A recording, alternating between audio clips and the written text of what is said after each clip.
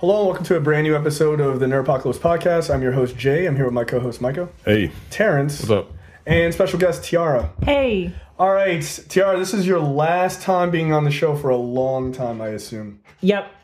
You're moving. I'm moving. I'm moving to California. Across the country. In like 3 days. Yeah, trade. So, I mean... This isn't the first time we've lost someone to the lovely state of California. But let's be real, that person isn't me. So... Well, there it is. I didn't say it. I did. Yeah. God damn. That's going to be that kind of episode. You guys are drinking, and you're clearly belligerent and very rude. And I'm a nice guy. Is it rude, though? So, anyway, so thank you for joining us on this, making your last stop before you get out of town. Yeah, I'm pretty sure I'll be back, of course. Eventually. One day. After you live your California life. Maybe, possibly. Yeah, I may come back with, I'm moving to the most liberal state in the country. Yeah, yes. You should definitely come back here where Larry Hogan is governor. No, I'm going to the state where they completely flipped one Orange County to all like. Oh yeah. No, you're going. Your fucking governor looks like a supermodel. Fucking yeah, he does, doesn't he? Yeah, it's disgusting. I can't wait. We got Larry Hogan, who looks like a toad, got a magical wish and turned into a man. Get the fuck out of here. You know you not drink? No, I just really don't like Larry Hogan. Okay. So, thank you for joining us. But we do have a lot to talk about this week. No question of the week, just because there's just a super ton of things. So we're just going to get right into it. Micah's really upset about having to read your chicken scratch. So checked out this week. I watched the second season of Atypical. This is, in my opinion, probably the best show, Netflix original show that's out right now. Again, it's the second season. If you don't know, Atypical is about a family. Ironically, the father is Michael Rappaport, who I cannot stand. But he's really, really good on this show. Like, he's not doing a, yo, I'm blacker than you kind of thing. He's just being himself, which is nice and refreshing. And then Jennifer Jason Leigh is the mother. And they have two kids. Yeah, it's a weird combination, but it totally works. But they're both really good. Actually, Michael Rappaport is probably my second favorite character. And they have two kids, a daughter and a son, and the son has autism. Oh. And the kids are both in high school. And the son is older, but, ironically, he's, his sister looks out for him a lot. And they have a good relationship. But the show does a good job of dealing with autism and dealing with what families go through with autism, but it's without making fun of autism, right? But there's also very comedic moments because he just speaks very plainly, right? Like, he doesn't know what sarcasm is. He doesn't, he'll just be like, "You shouldn't have done that. That dress looks terrible." Like, he'll just say shit like that because he doesn't sarcasm is not a thing, right? How many episodes is it? The first season, I think, was 8 or 10, and the second season is 8. And they're half hour. It's super easy. But for the second time in a row, my wife and I sat down and watched the entire season in one sitting. Wow. It's really good. The kid is really good, and in the second season, they bring in, he ends up joining sort of it's like a group therapy class, and all the kids in that class are actually on the spectrum. Now, the kid who... Oh, really? Yeah, for real. Now, the son... And they're actors, too. The son with autism, does the actor actually have autism, too? No, I don't think so. Okay. But he's so fucking good. Okay. It's actually incredible. And, they do a really good job. He's got a friend... he has a job. He works at kind of a Best Buy kind of thing. And... Because he has autism. He's on the spectrum. But he's also incredibly smart, right? So... He has this friend at work who he's trying to ask advice about girls and stuff like that. This Indian kid who's just giving him advice hey, just talk to chicks, man. It's no big deal. Yeah.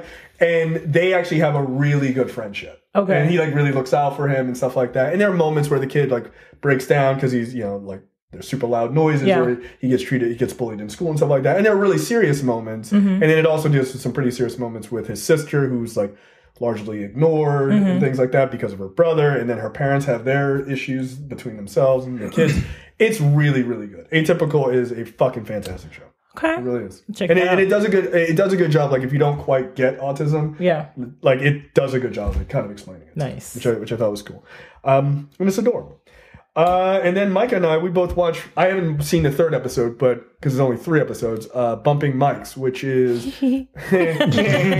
pause, Netflix original comedy special with Jeff Ross and Dave Attell doing stand-up together. Yeah. You want to talk about this? It's really funny. I love stand-up, and Dave Attell is hilarious. Yes. Jeff Ross, if you don't know, he's the guy. He's the roast master. Yeah, he's the roast master. He does the shitty Comedy Central. He's bald now, right? He's bald now, yeah. And it looks like a giant baby. It's just those guys. It was filmed in a Comedy Cellar in New York, and it's those guys just shitting on each other for a half an hour, and with special guests, celebrities and stuff like that. I think it was the second episode where they had the 2 most raunchy comedians in the world, Gilbert Gottfried and Bob Saget, on. Oh, no. It was wild. Gilbert Gottfried told a joke at the end of the show that was so fucking funny to me. You should see it. There are only 3 episodes. They're only about 35 to 45 minutes. Yeah. If you like comedy and you're not offended, watch them, yo. Did you see the one where the guy was begging to be roasted? No, that's the third one. Okay. All right. Yeah. Look, a guy wanted to be roasted, and Jeff Ross chickened out the first time he wanted to get roasted. So you can only imagine, and this guy was a serviceman, right? Right. Right. Yeah.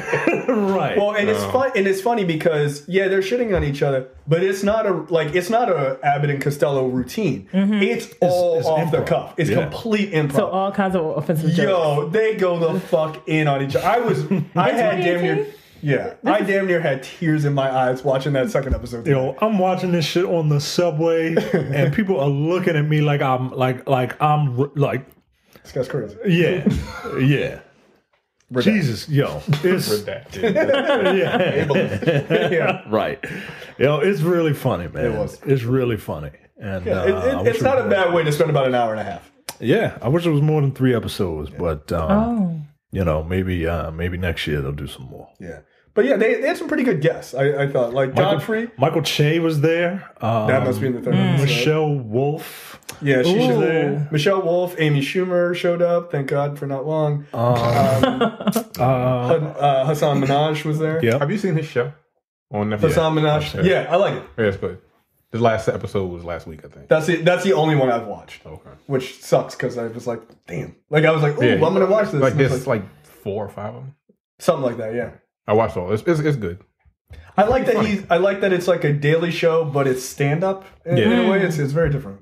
Yeah. Everybody from the Daily Show getting their own shit. It's kind of amazing. Yeah. I mean, it was the jumping on point for a lot of canceled, people. right? Michelle Wolf's got canceled. Yeah, hers got canceled. I feel like it's hard. Voice just drove me crazy. Right. I feel like she's it's funny, but like I wanted to just like. Is it her voice? Yes. Yeah, it is obnoxious. Yeah. She knows it, but like I just cannot listen to it. That was kind of my thing. I was like, I really like this, but I can't watch this like every day. Yeah. I can't do it. But her stand-up that was on HBO was really fucking funny. Like, because it was like a solid hour, and I was like, and okay, now I can put on something with bass, because holy shit. Like, but yeah, Bumping Mics is really good. Yeah. It's really good. I would highly recommend it. All right, Science and Tech this week. Yeah, we're not going to talk about your damn BTS movie. No, it's okay. I am. It's all right. It's all sad. You're like, okay. No, I don't. I love them. All right, that's enough. Yeah, that was a good but movie. here's the thing. Excellent. Here's the thing. You mentioned BTS. I wasn't going to mention them, but Yeah, you look sad. I was going to throw you a rope. you know, I can never look sad when The BTS baby is born involved. from a transplanted. Yeah, thank you. just move on. So we see enough on Facebook. Okay. I feel like we've all Keep seen that same enough. energy. She's Okay. gonna yell at us the What? second the camera's off. What? What happened? Nothing. Nothing. Yeah, okay. Go ahead. Sure. Next. 3 hours. Sorry. Next story. Okay. Well, I don't know what's going on. I don't know what happened. Yeah, this is. I mean, do we need to get off frame? No,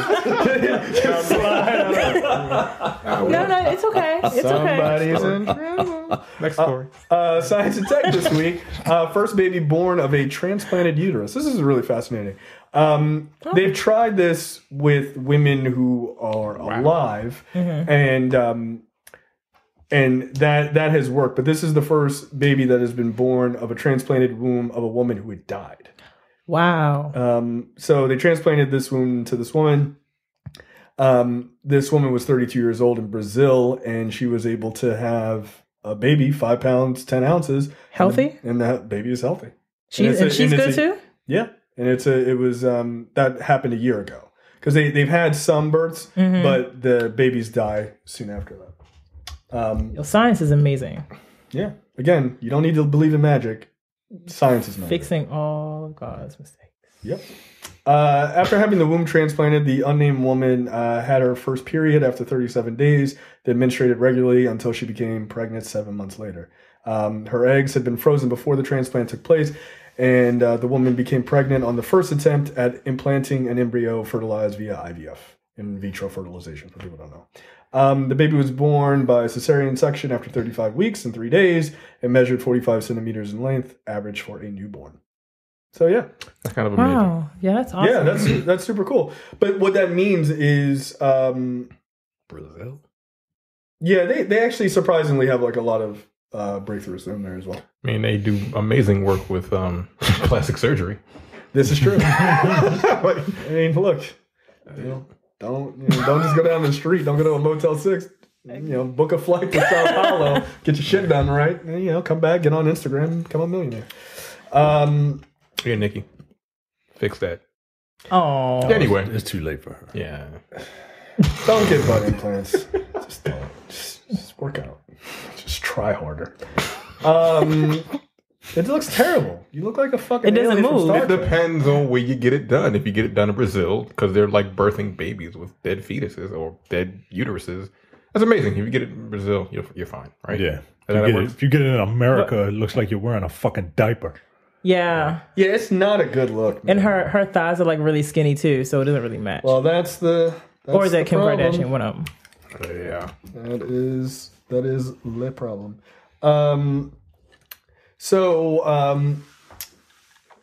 Let's move on from there. No stupid tech this week. I couldn't find anything interestingly enough.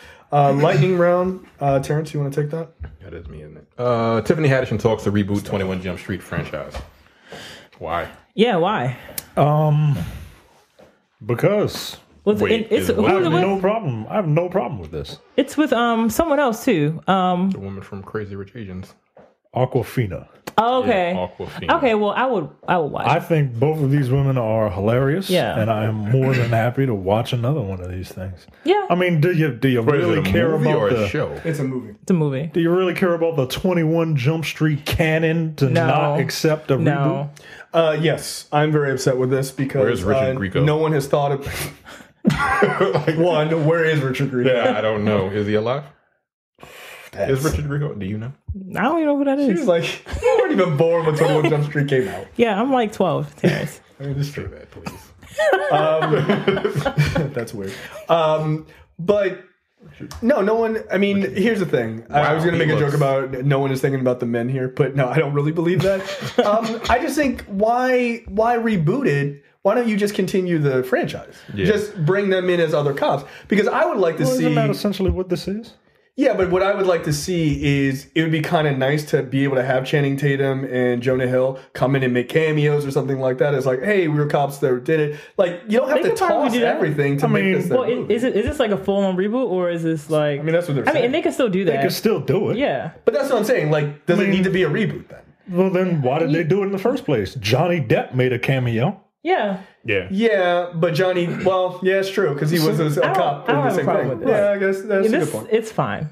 Sure. Richard Grieco looks old. I mean, what was that movie he was in that I liked? Where he was like a James Bond type, but in high school.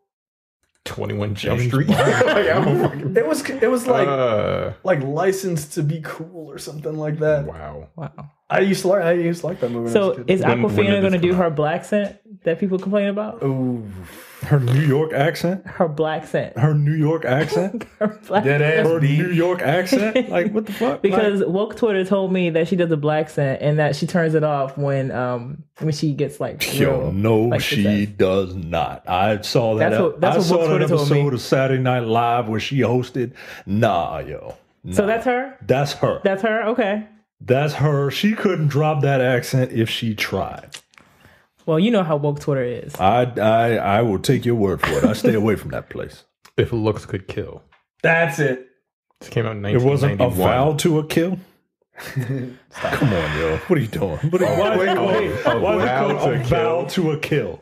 Yo, that's not okay. No, it's not. It's not okay. No, it is not. I like to think that now Richard Grieco has a whole series of movies that are just slightly off on this off kilter from James Bond movies. Die Another Tuesday. Come on, yo. What are you doing, yo? The living nightlife. Like, come on, yo. Stop. Richard Grieco is our James Bond. We just didn't know that. That's really What the funny. fuck is that? So Vow to a kill. That's funny. You're adding an A in there. It's just a vow to kill. Oh, vow to kill. Nah, yo. It's a vow to a kill. Fuck that. Richard Grieco thinks he slipped. What else have we got here? Okay, that's Quite a fine. bit. yeah, Next up, 47 Meters Down director now helming Resident Evil reboot. okay. So Resident Evil is getting a much needed reboot. I hope it's good. Who was the director? Johannes Roberts, director and co-writer of the surprisingly successful survival thriller 47 Meters Down, has signed on to bring us the next installment of Resident Evil franchise. 47 Meters Down. What was that movie about? It was about two white women. Never mind. It was about two white women who went to Never Mexico and They went decided to to go. Mexico, and these guys were like, "Hey, you want to go shark? Random guys that they met. You want to go diving with sharks and shit? Yeah. Two random niggas they ain't never met before in their life. They didn't have like a licensed boat, No, and the nothing cage, like that. and the cage was mad rusty. And they went to go dive, to go see some great white sharks. And then the cage breaks and they go 47 meters down to hit the floor, ocean floor. And then they have to try to swim back up. They hit the ocean floor? Yeah. The ocean floor? Yeah. Come on, yo. Come on. Look, I don't know anything about water and that fantasy land that is Atlantis down there. But I gotta imagine that the pressure at the ocean floor would be enough to kill them. Well, you know. They were in a fairly shallow area. Yeah. Like, there was a movie called The Shallow too, right? Yes, I like that one. That's one stay with out of Lolly. the water. Okay, hold on a second. I don't know. Like, I'm an ignorant American, so I don't know how to do the conversion. How far is 47 meters down? I don't know. We have Google here. If it's less than like 300 feet, I'm gonna be pissed. Like, what is that? What is that? It's like 47 times 3, I think, right? Yeah, a meter. 150 1 meter feet, is 154 feet. Nah, come on. That's not even scary. Oh well, that movie. when that you got movie, sharks and shit. Yeah. All right, okay. And I was gonna say, because you could swim 150 But feet. here's the thing. I've done it. Like, it's not that far. But this is the scary thing about that movie, because when they're trying to swim out of the cage, there's no sound. So you're just waiting for something to come. No. And it's like the movie does a really good job of keeping you at the edge of your seat. Did you like this movie? I did. It's I saw surprisingly it in good. theaters. It's surprisingly good. And they're actually. coming up with the sequel. 48 meters down? Yeah. Shut up. It's going 48 meters down. Yes. It's just slightly over. It's just slightly over from where they were. Yo, the 21 Jump Street, 22 Jump Street doesn't really work with 47 meters down and 48 meters down. Yo, shut up, yo. Are they the same women? Please let it be the same women. No. Hold on. These are people of color. The next one. I think it's in like Colombia or something. Okay. That movie's a fantasy. Right. You're right. Hey, why don't we get in a cage and fall down 48 meters? This one is in a cave. The new one's in a cave. And I think it comes out like Wait, I this was is about not to sharks? say- There are no sharks in this? No, they're going to be sharks. In a cave? In the cave? Yeah, in an underwater cave. No, I'm not seeing that. No. Nah, like that. No, Is it the because same one, director? I don't want to be attacked by a shark. I just had a dream last night about being kind of attacked by like a shark type thing. Kind of freaked out. 2, I don't like small spaces and the idea of being trapped in a cave. Like, no. I saw 127 hours. Would you go cage diving? Like, no. Jay, would you ever go cage diving? To go see great white sharks? Oh, cage diving? Mm-hmm. No. Really? No, I have I have a life in front of me. I mean, but why are you gonna put me? Why am I gonna pack myself into a convenient Tupperware container for a shark to take home for dinner? They're not gonna bother you. That's all it is. They're not gonna bother you. They're just gonna swim around. No, they're not. Yes, they are. No, they're gonna see me and they're like, "Yo, dark meat. It's what's for dinner." I showed Terrence this video of this guy who went cage diving in like California or Australia, some shit like that. This is how you gonna die. Cause you're gonna get out there, and ain't gonna be no black people to tell you what the fuck are you doing. With your white friends. But come on, man, let's go cage diving. Cage diving has been on my list for a long time, so I'm gonna do that shit one day. I hope it's on your bucket list because it's gonna be. I hope it's the last one. Get everything else done beforehand. No, live young, die fast, whatever. But like I showed Terrence this video of this guy who was old. Slow down. He was in a cage, and the shark. It swam into the cage, like it crashed into it, and it got into like that bigger part, and then the shark was actually in the cage, and no one knew where the guy was. But turns out he actually swam out, and he was fine. But he said when he swam out, he saw 2 other great white sharks right below him. So this is your idea is. I think that's awesome. Yeah. You have a problem.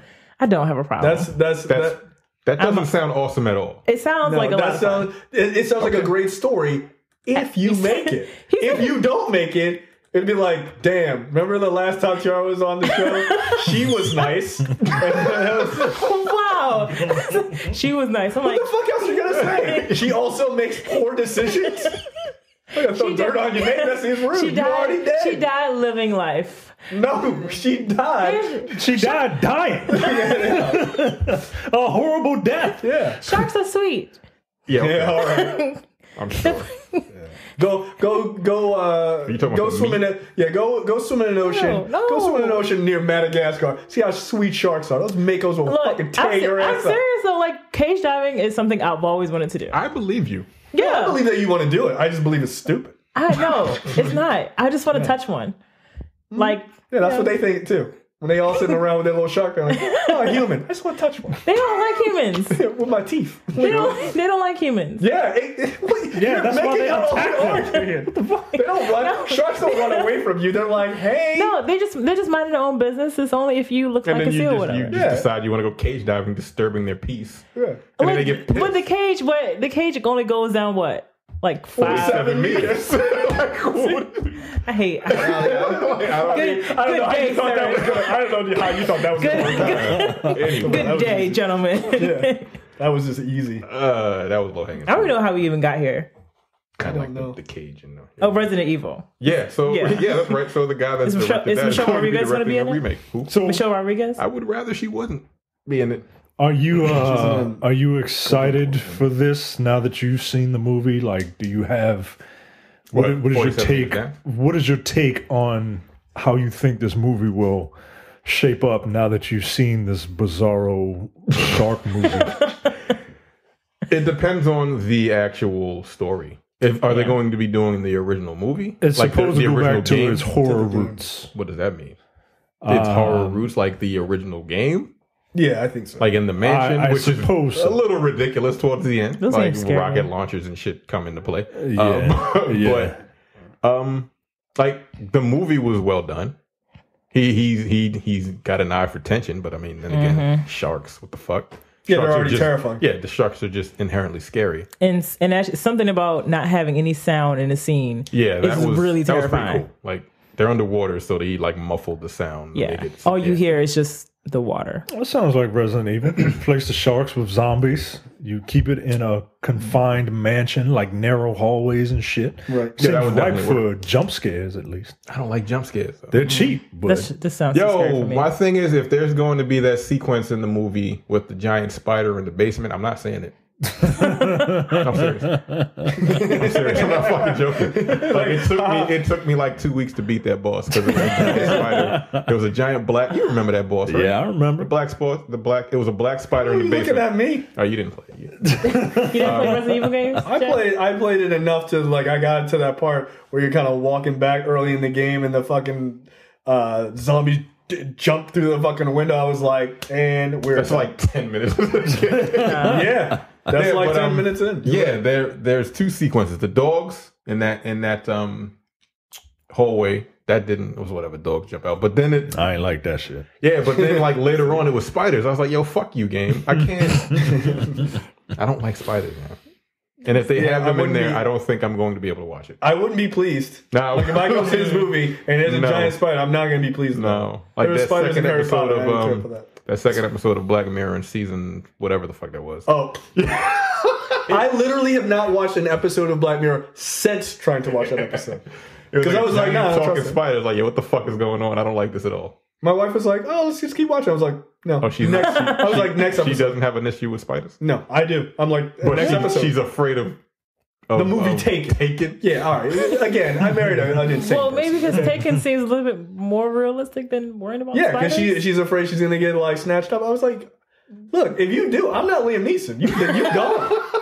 I'm not going to make a phone call and be like, I have a special set of skills. I'll be like, I'm going to call the police. And if they can't find you, like, I'm sorry. That was when Liam Neeson was making better movies. Like the one I saw over the weekend. Widows. Oh. Knock it off. Next story. Men in Black reboot gets a title. You skipped one. Nothing, did I? Oh, yeah, I did. MTV Celebrity Deathmatch to get revival with Ice Cube producing. What? This Do is you weird. claymation? Yeah, absolutely. No, I'm not talking to you. I'm talking to the 19-year-old over there. Oh, no. Yeah, thanks for aging me up to 19. Yeah, well, I mean, you can't be 12 years old and on this show. That's not legal. Fucking YouTube will take it down. Yeah, I remember Celebrity Deathmatch. I used to watch it. That's why I'm like, why? Yeah, it's kind of a why. But my question is, what channel is this going to be on? Do people it was MTV, right? MTV. No, but like still exists. No, but yeah, but no, that's my question. What channel is it going to be on? MTV, like. Don't nobody watch MTV? Do they? No. You don't watch MTV. No people watch MTV. Who watches MTV? You watch MTV? Name one person. Who? I have no clue. When was the last time they watched that watches MTV? I don't watch TV, but people watch MTV. You know people that watch television. People watch MTV. Do you know anyone who watches MTV? Ridiculousness is on there. I don't know what that is. Exactly. Rob Dyrdek, right? I know that shit. I have no idea. But it's basically like America's Funniest Home Videos with people just injuring themselves. Oh, that sounds like a show I'd watch. Well, there you go. I'm sure, isn't like TRL still on there or some shit like that? TRL? No. Yeah. Is Carson 1,000 years? TRL? Yeah. Doesn't Kurt Loder still do the news? Yo, I think Kurt Loder still is on MTV. Is he alive? Is he alive still? I think he better be. He ain't gonna die. Kurt Loder is 107 years old. Kurt Loder will die before. Yo, he's 73. Yeah. Older than Trump. Kurt Loder should be our president. I would trust him. He looks better than Trump. Damn. Yeah, and Kurt Loder looks like Kevin Bacon on a bender. I remember when I used to get my news from Kurt Loder. Yeah, that was the weirdest fucking, like, they tried to make, like, MTV News, like, relevant. Yeah, I was like... Right, they got this, like, Kurt Loder. Legit, like, they got this legit... At that time, he was, like, 40.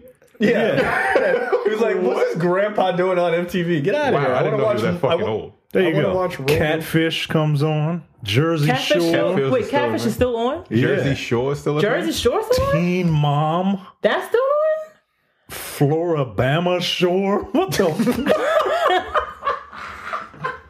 Wait, what? So, see, it's just not our demographic. That's all. The Challenge. Yo, this shit is called Floribama. I'm not watching the show called Floribama. That's offensive. It's called Floribama Shore, yo. I mean, the thing is, the title tells you exactly everything you need to know. Like, right man. It's for 16-year-old white girls. That's what MTV is for. And look, I don't believe in watching music videos anymore. No. That's MTV 2 or 8 or whatever. I don't know. But no one even has those channels anymore or watches them. Floribama. What the fuck is this? So are y'all watching it? No. If it doesn't come on a channel, it depends on who the celebrity is. You're trying to tell me you wouldn't watch? I mean, Nicki Minaj versus Cardi B. That's got to be the first episode, right? Yeah, I guess. I would at least watch that one. Is it all depend on who the claymation? celebrity is. I mean, I would watch And it if it's on... claymation, and as violent as it was, then yeah, I'll watch. I mean, I don't show. think that's gonna fly in 2018. You don't think so? No. Yeah. No. Yeah, you're probably right. Especially if you have Nicki Minaj versus Cardi B, someone's gonna write something about women, especially two black women fighting, and not only that, but having it be so violent, and they're gonna be like, they're stereotyping Cardi B because Cardi B is gonna whip that ass or whatever. She would totally win. But yeah, I agree. Yeah, so no, she's from the certain websites that block black on black cinema will write a thing. Oh, The Root? Yeah. Okay. You know. Yeah, they didn't like the fact that I said what I said. She was right. Oh, you got banned, right? Yeah, they blocked me on Twitter because I said belly sucks. It's like, nigga, did you produce it? What are you so mad about? Seems like this movie is great. I'm easily offended, right? It's like, I don't understand that at all. Yeah, no, this is not going to fly in 2018. Yeah, I think you're probably right. But it's Ice Cube. He don't give a fuck. Yeah, and isn't the guy dead in the rough? Didn't he die? The rough guy? Yeah, I have no idea. Oh yeah, I think he did. Yeah. So I mean, claymation-wise, he looked older, so I'm going to assume that's roughly around his age. I have no idea. No. Anyway, yeah, but I enjoyed Celebrity Deathmatch. Yeah, they used to have the Super Bowl halftime show. Like they did that. And if you didn't want to watch, like whatever terrible celebrities do that thing. Next up, Men in Black reboot is finally gets its title. The Men in Black reboot starring Thor Ragnarok's Chris Hemsworth and Tessa Thompson. Wait, they're both in it? Mm-hmm. Yeah, they play partners, I think. Been in the works for a while, though. Sony has kept. What is the name of the Men in Black International is going to be the name of the movie. Sure, I'm excited for this. Yeah, are you? No other details. I'm not a fan of this series, so. Well, I've been watching Chris Hemsworth. He's been Instagramming he and Tessa Thompson acting silly on set. So I feel like they're going to have good chemistry. Yeah, I mean they have really good chemistry in Thor, together, right? but yeah, that's true. They do. So I didn't see the last Men in Black. The one I saw part of that one. I saw it. Was that the one with Josh Brolin? Yes. Yeah, Josh Brolin was very good. Yeah, because he can do that. Because he did that fucking Tommy Lee Jones really well. Yeah. So we have name? Thanos, Thor, and Valkyrie in the Men in Black cinematic universe. Yeah, that's kind of weird. Along with Michael Jackson. And Deadshot. What? Michael Jackson had a cameo in one of the Men in Black movies. You know that doesn't surprise me. Yes, he did. Which one? Was the second one? It was 2. Okay. He was Agent M or some shit like that. Agent M. Look it up. Was it? I've never was seen he in it. the background or something? He had a speaking role. Did he just moonwalk away? Because he should have. He was on a screen, I think. And he was complaining about something. He was like, oh, yeah, he was. I don't remember which one that was. I'm Agent M. Wow. Yeah. This is yet another reason why I don't need to see that movie.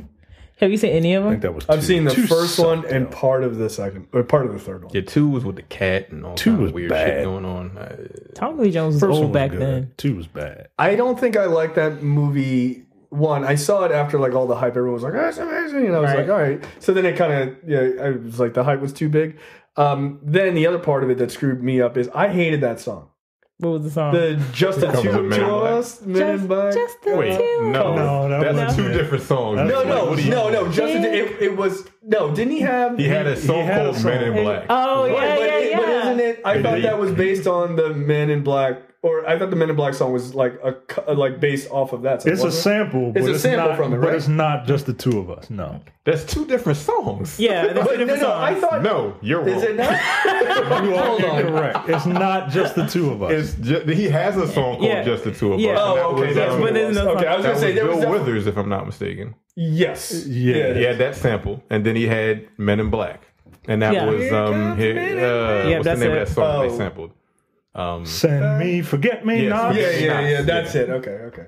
Yeah, 2 different songs. When Will Smith samples a song, he just steals He the just whole steals the whole song. fucking song. It's not even a sample. It's just he takes the whole fucking beat and just raps over it. Yeah, like Getting Jiggy with It is just a straight he just was like yoink. Remember that song with him and Cisco where he just lifted that song from Stevie Wonder? Wait, What song? was that? I don't even remember what the fuck what song was it it? is. Wait, Will Smith and Cisco. Yo, you don't remember that song? No. Come on, yo. Don't make me play it. Don't make me play it. He still does music too. He did a song with Mark Anthony. Oh, and Wild Wild West shit. Yeah. Oh, And he just straight lifted it. Yeah. It's a straight left. Yeah. Yeah, it's a straight left. The Wild Wild West. That's not a good movie either. No, that movie's awful. I saw it in the movie. That movie's god awful. I saw it in the movie. I got that movie for free on DVD. I saw it in theaters. I saw it in theaters. Did you? Wow. I did. I saw about 40 minutes of it and I was like, enough of this. Like, what you think I should put on now? Nah, come on, man. People heard that. I mean, I got some hot records. I got The Rain. I got what should I do next? You know, even his son is just like, I'm just going. All right, we can't play too much of this. All right, man. all right. All this goddamn preamble, yo. Battle, ready for battle. Bring all your boys in. Wow.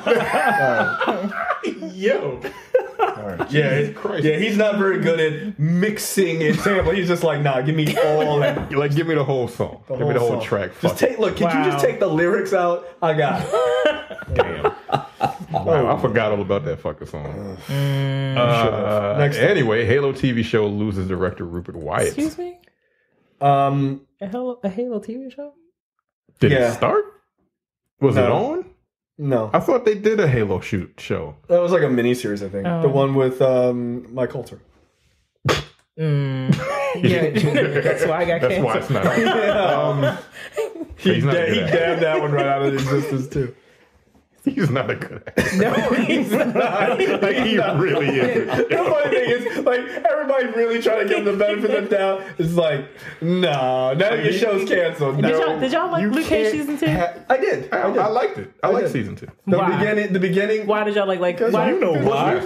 Yeah, you know why. By the way- because everything around Luke Cage was Yeah, great. Bushmaster was great. Okay, So that guy, by the way, the guy who plays Bushmaster, I follow him on Instagram. And he posted a picture. I thought I burst out laughing.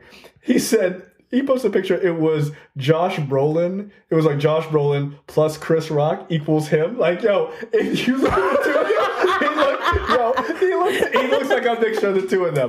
He I does. can actually see it. Yeah, he Yeah. absolutely Man, does. like- yeah, that face though. He's got that Yeah. chin. He's got like that really pronounced chin. I like him. I hope he gets another MCU role. He's He was really Yeah. good. He's got he just got cast in a movie. Just in like this week. Here, let me see if I can find. Yeah, here's the image. Yo, Oh my god. Yo, he really, Oh shit! Yeah, He really does. he really does. If Josh Brolin and Chris Rock had a kid, that they would be that. That's spot on. Yeah. So yeah, Rupert Wyatt is Rupert Wyatt did the first Apes movie. Okay. And he was supposed to do Gambit at one point, but he backed out of that. So yeah, I don't know what's going on with him. They say it's a scheduling conflict, but it's obviously not for Gambit. I don't need a Halo TV show. No. I don't care about this at all. I don't either. So Like the game is fine. The games are fine. it doesn't feel like there's a And then big they cult put Mike following. Coulter in the Halo 6 or whatever. Wait, which one was he in? Was he in the last one? I think it was the last one. I don't know. Those games fell off for me. It was him and like the dude from like. He wasn't good in that either. Like he's not good at like just be. He was gonna girl trip. Yeah, he was a scumbag. Yeah. Yeah, remember he was a scumbag. Right, I forgot. Goddamn. That's do that. And he's really nice in person. Okay. Is he? He is. He's very nice in person. I'm sure. Okay. Okay, don't be standing next to a preacher, and because he'll tell the preacher to go shoot his shot, and then the preacher will fucking grope you. 'Cause that's Yeah. Oh, Mike, what are you doing? Yeah, that made him. motherfucker. That made him a little ugly to me. Yeah, when he dabbed on the show, that kind of ruined When it he for me. acted on the show, it kind of ruined Oh it. God, Jesus Christ! He's not a good actor. No. He really isn't. So yeah, Rupert Wyatt is no longer directing the Halo television series, which I don't really think we need. But that's just me. And last in lightning round, New York Undercover. No, I don't. No. Please read it.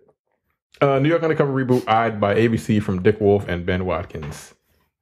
Didn't that dude have like a bunch of doesn't he look mad different now? Who? The Richard Latino? Grieco. What's I his don't name? know his name. Malik Yoba. No, Malik Yoba looks the same. Michael De Lorenzo. Yeah. Doesn't Does he he look look different? super different now? I feel like he had like a lot of work done. Maybe. ABC, which is rebooting, is iconic. They're rebooting NYPD Blue. Why? What the So fuck? we can see Sipowitz's ass again? Is he? Also, is looking to bring back another 1990s New York cop drama, Dick Wolf's New York Undercover. Here, ABC is in talks for a new incarnation of New York Undercover, which will be written by Hand of God creator Ben Watkins. Hand of God was okay. The product from Wolf Entertainment is expected to be a co-production between Universal TV, where the company is based, and ABC Studios. So who's going to be in this? I bet Malik Yoba would be okay with being in it. Yeah, he doesn't look much older. Honestly, No. he pretty much looks the goddamn same. The other dude. Malik Yoba. I was gonna say Malik Yoba won that job. Right. He's been waiting on this revival. Here's the thing. It's ABC. And what's the time he was on? Unfortunately, he passed away. That sucks. Yeah. It's on ABC. It was Fox. It was Fox in the mid '90s when Fox was just off the fucking hook. They didn't give a goddamn. Yeah. I can't imagine this working. What's the demographics for NYPD Blue? Like New for York ABC. Undercover at this point. Right, Us? but like it would be us, right? Yeah. Although we all watched it when we were younger, which would be kind of weird. But like my mother loved the show. She watched it. Like that shit was appointment television in our household. Yeah. Like absolutely. But like my thing is, okay, it's on ABC.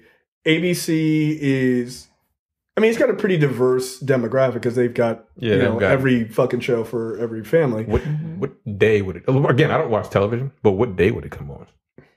Well, maybe you throw it to Thursday nights, Friday nights. I have no idea. But so you're gonna do a Latino cop, a black cop in 2018. That is fine. They're undercover. But here's the thing: New York Undercover was so good because of the music. Yeah, they always had a musical guest at the end of the show. Yeah, they had a musical guest at the end. Did you watch New York Undercover? Yo, how old were you in 1998? How old are you in 1998? 7.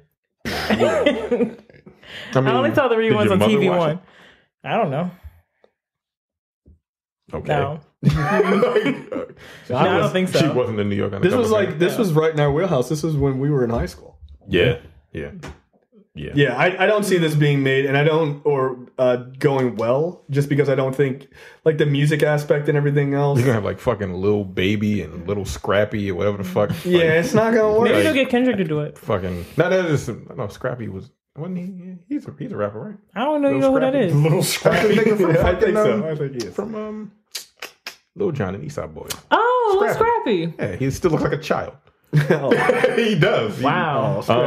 Who else? Like Lil Yachty. No, fuck that. Nah, yo, I can't. If I turn on New York Undercover and they go into a club and Lil Yachty's playing, I'm turning it off. Tekashi 6ix9ine would have been a musical guest, but that nigga's in prison, so he ain't never getting out. Yeah, that nigga Puerto Rico. Are there any good New York rappers now? Pull that one off. Nas, Jay-Z. Fuck it. If they can't, inaugural episode. You have to, right? You got to get the big heavy hitters, right? They can't afford Jay-Z. Yeah. I feel like he do it. Disney, ABC. I feel like Jay-Z would just do it. I bet he really likes. I love that show back in the day. I'll do it. Jay-Z should just give them the money to buy the rights to the music so they can just release the fucking original show on DVD. Yeah. That would be better. But yeah, that's what they should use their money. Is to just buy the rights so they could actually produce it on film. But I don't see who are you going to cast? I don't know. No, it seems like this. The cast will probably be fine. They'll get some hot Latina dude and some hot black dude, and then they'll have their millennial-ish jokes, and it'll go from there. Hey, what's his name? They'll probably get that Blackish. The dude from the new Superfly. He'd be the black cop. Oh yeah, and then some. Oh, he's on that other show. He's on Grownish. I feel like they would get that dude who was on Survivor's Remorse. The dude. Which one? The main dude? Yeah. Like the basketball player? Yeah. No. Is he a Mike Coulter? He played Will Smith's son in the second Independence Day. I haven't seen that movie. He did. I heard it's something. What about, it's not good at all. What about the dude who played his cousin, Ronrico Lee? Yeah, get him to do it. Yeah, because he's like 77 years old. Right. That nigga been acting since like 1973. And he looks the same. He was on Sister Sister like 20-something years ago, and he looks exactly... No. He was on Sister Sister like 20 years ago, and he looks exactly the same. Ronrico? Like he literally has not aged Lee. at all. Oh, wasn't he in that Napoli Ever After movie that we just He was did? in one scene. Yes. Yeah. Yeah. Ron Rico? Yeah. Yeah, he doesn't. He's like in his 40s. He has looked 40 since like 1996 though. What's his name? Ron Rico what? Lee. All right. It's moving on from there. He's 42. Yeah, that's ridiculous. He looks good. Moving on from there, movie and TV news this week. Warner Brothers is developing a Zatanna movie for DC. She was good in okay. Injustice. Why? Doctor Strange. That's why. I liked her in Smallville. Yeah. Doctor Strange, and because she's a woman, so they're trying to pump up the female. And she wears essentially a Playboy bunny outfit. Yeah. But she has a top hat, so it's different. Yeah, that helps it cover her anything to cover her face. Cover her hair. Anything to cover her face. You could just put this Abraham so she Lincoln could just hat be on. on torso and legs. Yeah, that's fine. I don't think this is ever going to get made. So okay. No. Next. Call me when you actually do anything. What was the term you guys used on Dense Pixels? It's like it's not in the development phase. It's in the like we're thinking about it phase. Like it's never gonna Like it's happen. like anything in development. I mean, what the fuck, yo? It doesn't mean anything. Doesn't mean anything. Next up. Why is this even on the Thank you. Why is this even a thing ever? G.I. Joe's Snake Eyes spinoff taps Divergent and Red Helmer Robert Schwentke. Sweaty balls. Sweaty balls. To direct. He looks like what's that guy's name? You know what I'm talking about. With hair. Paul Giamatti. Yeah, he kind of does. Doesn't he? Yeah. Yeah, it's the cheeks. Yeah, and the beard. Yeah, he looks like a guy who got caught doing something he shouldn't have done. In that picture, he's like, "Oh shit, I'm directing Divergent." Don't tell anybody. Which is probably true. So yeah, they're movies weren't that bad though. No, I heard they were terrible. No, that is not true. And I think Wait, which movie? Oh, am I thinking the Maze Runner? I watched about? the first Maze Runner. That was not bad. The second one, I can't get through the first 10 minutes of. Isn't the mayor of Baltimore in it? I don't know. What's his name? From fucking The Wire. Oh, I was going to say Sheila. Oh, Carcetti. I thought you were making. What's the football player? Terrell Suggs. That's what I thought you. I was like, he was fucking good. I don't think Terrell Suggs is in those movies. That's awful. That is offensive. Yeah, Jay. She doesn't look like Terrell Suggs. She looks nothing like Terrell Suggs. She used to look like now. Yeah. What she look like now? I don't know. She She has had plastic surgery? Oh yeah. Yeah. No way. She looked like a brown grimace before she got all that plastic surgery, because I remember I was working for the city of Baltimore at the time, and we would have her picture when she first got there. And it was her, and she's pretty and all that, whatever, but she had a big ass fat face, and she had a grimace body. And now she looks totally different. Yo, what is her name, yo? I'm Stephanie Rollins Blake. Yo, Stephanie Rollins Blake. Oh my god. Oh my god. I mean, that's not completely incorrect. But here's the thing. I hear you, Micah, but Jay has been calling her Terrell Suggs post plastic surgery, though. I mean, once you get a nickname, it just sticks. Look, it was good. She's got she's got like the extra amount of gums, like she's got like double gums. And that jaw is... Yeah, I'm just saying. Oh my god. Oh. Look at this picture. Oh, let me put on my glasses. She damn. does look like a chicken McNugget. Right. Oh, wait, go back to the first lost one. weight. Look at all. Yeah. Lost it with a scalpel. Yeah, head fat is the hardest fat to lose. Just ask She looks Al good in that Roker. one. Look at that. Look No, at not that. that one. And then look at that. What is that? What is that? What is that? It's like the outline of a penis. Here's the thing. Like there's the fucking cap, and then there's the shaft. And How do you know this is not And then look at that. Come on, yo. Come on. You trying to tell me? That's just a regimen of like running. But how do you know that's not the result of diet and hard work, diet? Yeah, no, I'm sure it was hard work to earn the money to get it done. Exactly. Get out of here. Fix it up if you can. Get. As a black woman, I cannot co-sign on this. That's fine. We're just gonna be dicks anyway. Wow, she's changed a lot. Yeah, she went from looking like somebody who could be the spokesperson for Chicken McNuggets and to like a normal looking person. Like her head looks like a Chicken McNugget. Her head, she just looks like it's a 20-piece. She looks like she was fat. I mean, that she was larger. Yeah, she was definitely larger. She was. But her head legitimately looks like a delicious Chicken McNugget. Like, you know when they had the Chicken McNugget... Perfectly golden brown. Right. Like, you remember when they had the Chicken McNugget, like, Happy Meal toys? And they were, like, doing different shit or whatever? They look like that, right? God. They just put, like, the little fucking eyes on a Chicken McNugget. Stephen Rose Blake looks like a Chicken McNugget. Look, Google it. All right, so back to G.I. Joe's... yeah, so there's going to be a solo Snake Eyes movie for some fucking reason. So here's the thing. Snake Eyes is the best part of G.I. Joe, period, hands down. And they didn't get him right in a movie where they concentrated heavily on Snake Eyes anyway. Was this the one with The Rock in it? Both of them. Both movies. The one with Channing Tatum was also terrible that concentrated on Snake Eyes a lot. Like, because for action sequences they did. Because he's cooler. They certainly didn't in the second one. Way more in the second one. I mean, they had that, like, 15-minute fucking Snake Eyes versus the other ninjas fucking battle on the cliff. That was boring. Like, that should have been really good, but it was boring. I don't need this. I don't need a Snake Eyes movie. No. I don't think I need any more G.I. Joe movies. No. Yeah, fine. I mean, if you can do it right, I if guess. it's good, you know. Like, who don't like ninjas? Yeah. With guns. Yeah, that's the problem. Don't get a gun. Like, he shouldn't have a gun at all. You just get a gun and put a silencer on it. There you go.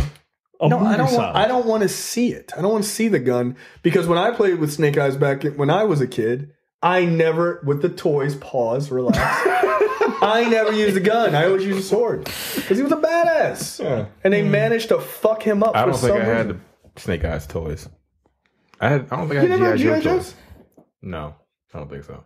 What'd you have? Whiskey? Like, you old-ass man? What the fuck did I have?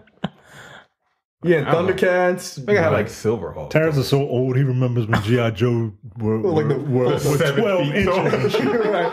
Just foot-long doll babies with kung fu grips and shit. He was like, I had Duke. That's the only Joe they had. I may have had some G.I. Joe. I don't remember. I had G.I. Joe. The Joe. Like, they wouldn't know on the team. I don't remember. No, I mean, I don't remember Snake Eyes. I don't remember having the Snake Eyes toy. I remember my mom found it because you couldn't find it in stores, like, ever. Because he was like the super popular character, so you could never find it. She finally found one, and she was like, "Oh God!" I was like, "Ah!" I was so excited. I was literally playing outside, and I went inside just to play with Snake Eyes. Wow! How old were you? 17, 18? I'm kidding. Just count. No. Can you imagine? Like, nah, yo, I gotta go with. I got Snake Eyes, dog. I gotta leave. I was 25. Anyway, yeah. So okay.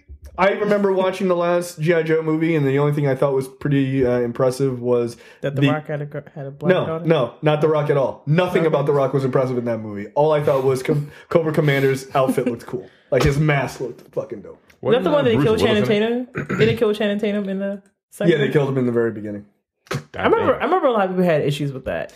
Yeah, they did, because he was fucking Duke. Yeah. Like, Duke is kind of the... I saw that in theaters, too. Line guy in G.I. Joe, and they were like... You saw it in theater? I spent like $7 on that movie. For the first one? The second one. Because this is South Carolina, so movie tickets are like $7. A little slower down. That was... I didn't like it. No, you shouldn't have. It's not a good movie. I think I only saw it because The Rock was in it. Mike and I saw the screener for that. And I remember we left and we were like, that was the most boring thing I've ever seen. Like, it's just boring. And the RZA was in it. He was? Yeah. What? Yeah, he was the blonde master. Wow. In the worst makeup I've ever seen in my entire life. Storm Shadow. Right. Like, Snake Eyes, you have to fight you have to do battle with Storm Shadow. Like, all right. I know you really want to be Asian, yo, but who don't? But like, nah, yo. It really was Speed. Nah. Please stop. Just please stop.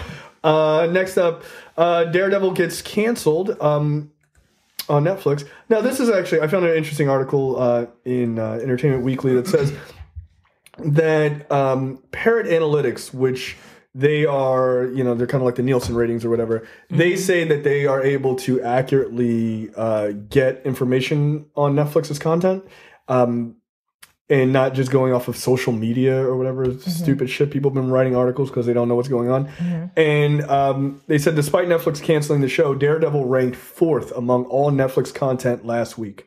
Wow. Which purports to, and that placement wasn't due to some huge surge in the wake of the show's cancellation on November 29th. The superhero drama only climbed 2% from the week before the news broke. So it was super popular, and they still canceled it. Which to me, if that is true, Disney's, it's going somewhere, right? I mean, people are like, well, they said that was the best season out of any of those shows. It was so good. Yeah, it makes no sense to toss it. Now, look, I'm not going to speculate of like, or say I know where it's going to go, but there are a couple of options they do have, right? You know, they said there's no sort of R-rated stuff that's going to Disney Plus, so people are like, well, it's not going to Disney Plus then. Which, okay, I mean, maybe they don't consider that R. I don't know, more PG-16 kind of thing. Well, here's the thing about those streaming services: you can watch what you want to watch. Right, I never really understood the point of just the fuck if it's rated whatever. Like, if you don't want to watch it. Don't watch it. Right. I mean, because they could just be like, well, to watch that. Like, oh, well, people have kids. Okay. What? Yeah, like people with kids watch Netflix all the time. Yeah, they have a kids section. Yes. You just choose it, and then you never see any of the adult stuff. So it could be that they consider PG-16, and they're going to possibly take it there. That's possible. Or the thing that a lot of people are now speculating is that Disney is going to have more. You're making like what kind of faces? Yeah, like I'm sorry, I'm watching the Game Awards. Because like your jaw dropped at what point? Oh, Marvel Ultimate Alliance 3 was just announced, but shit, only for Nintendo Switch.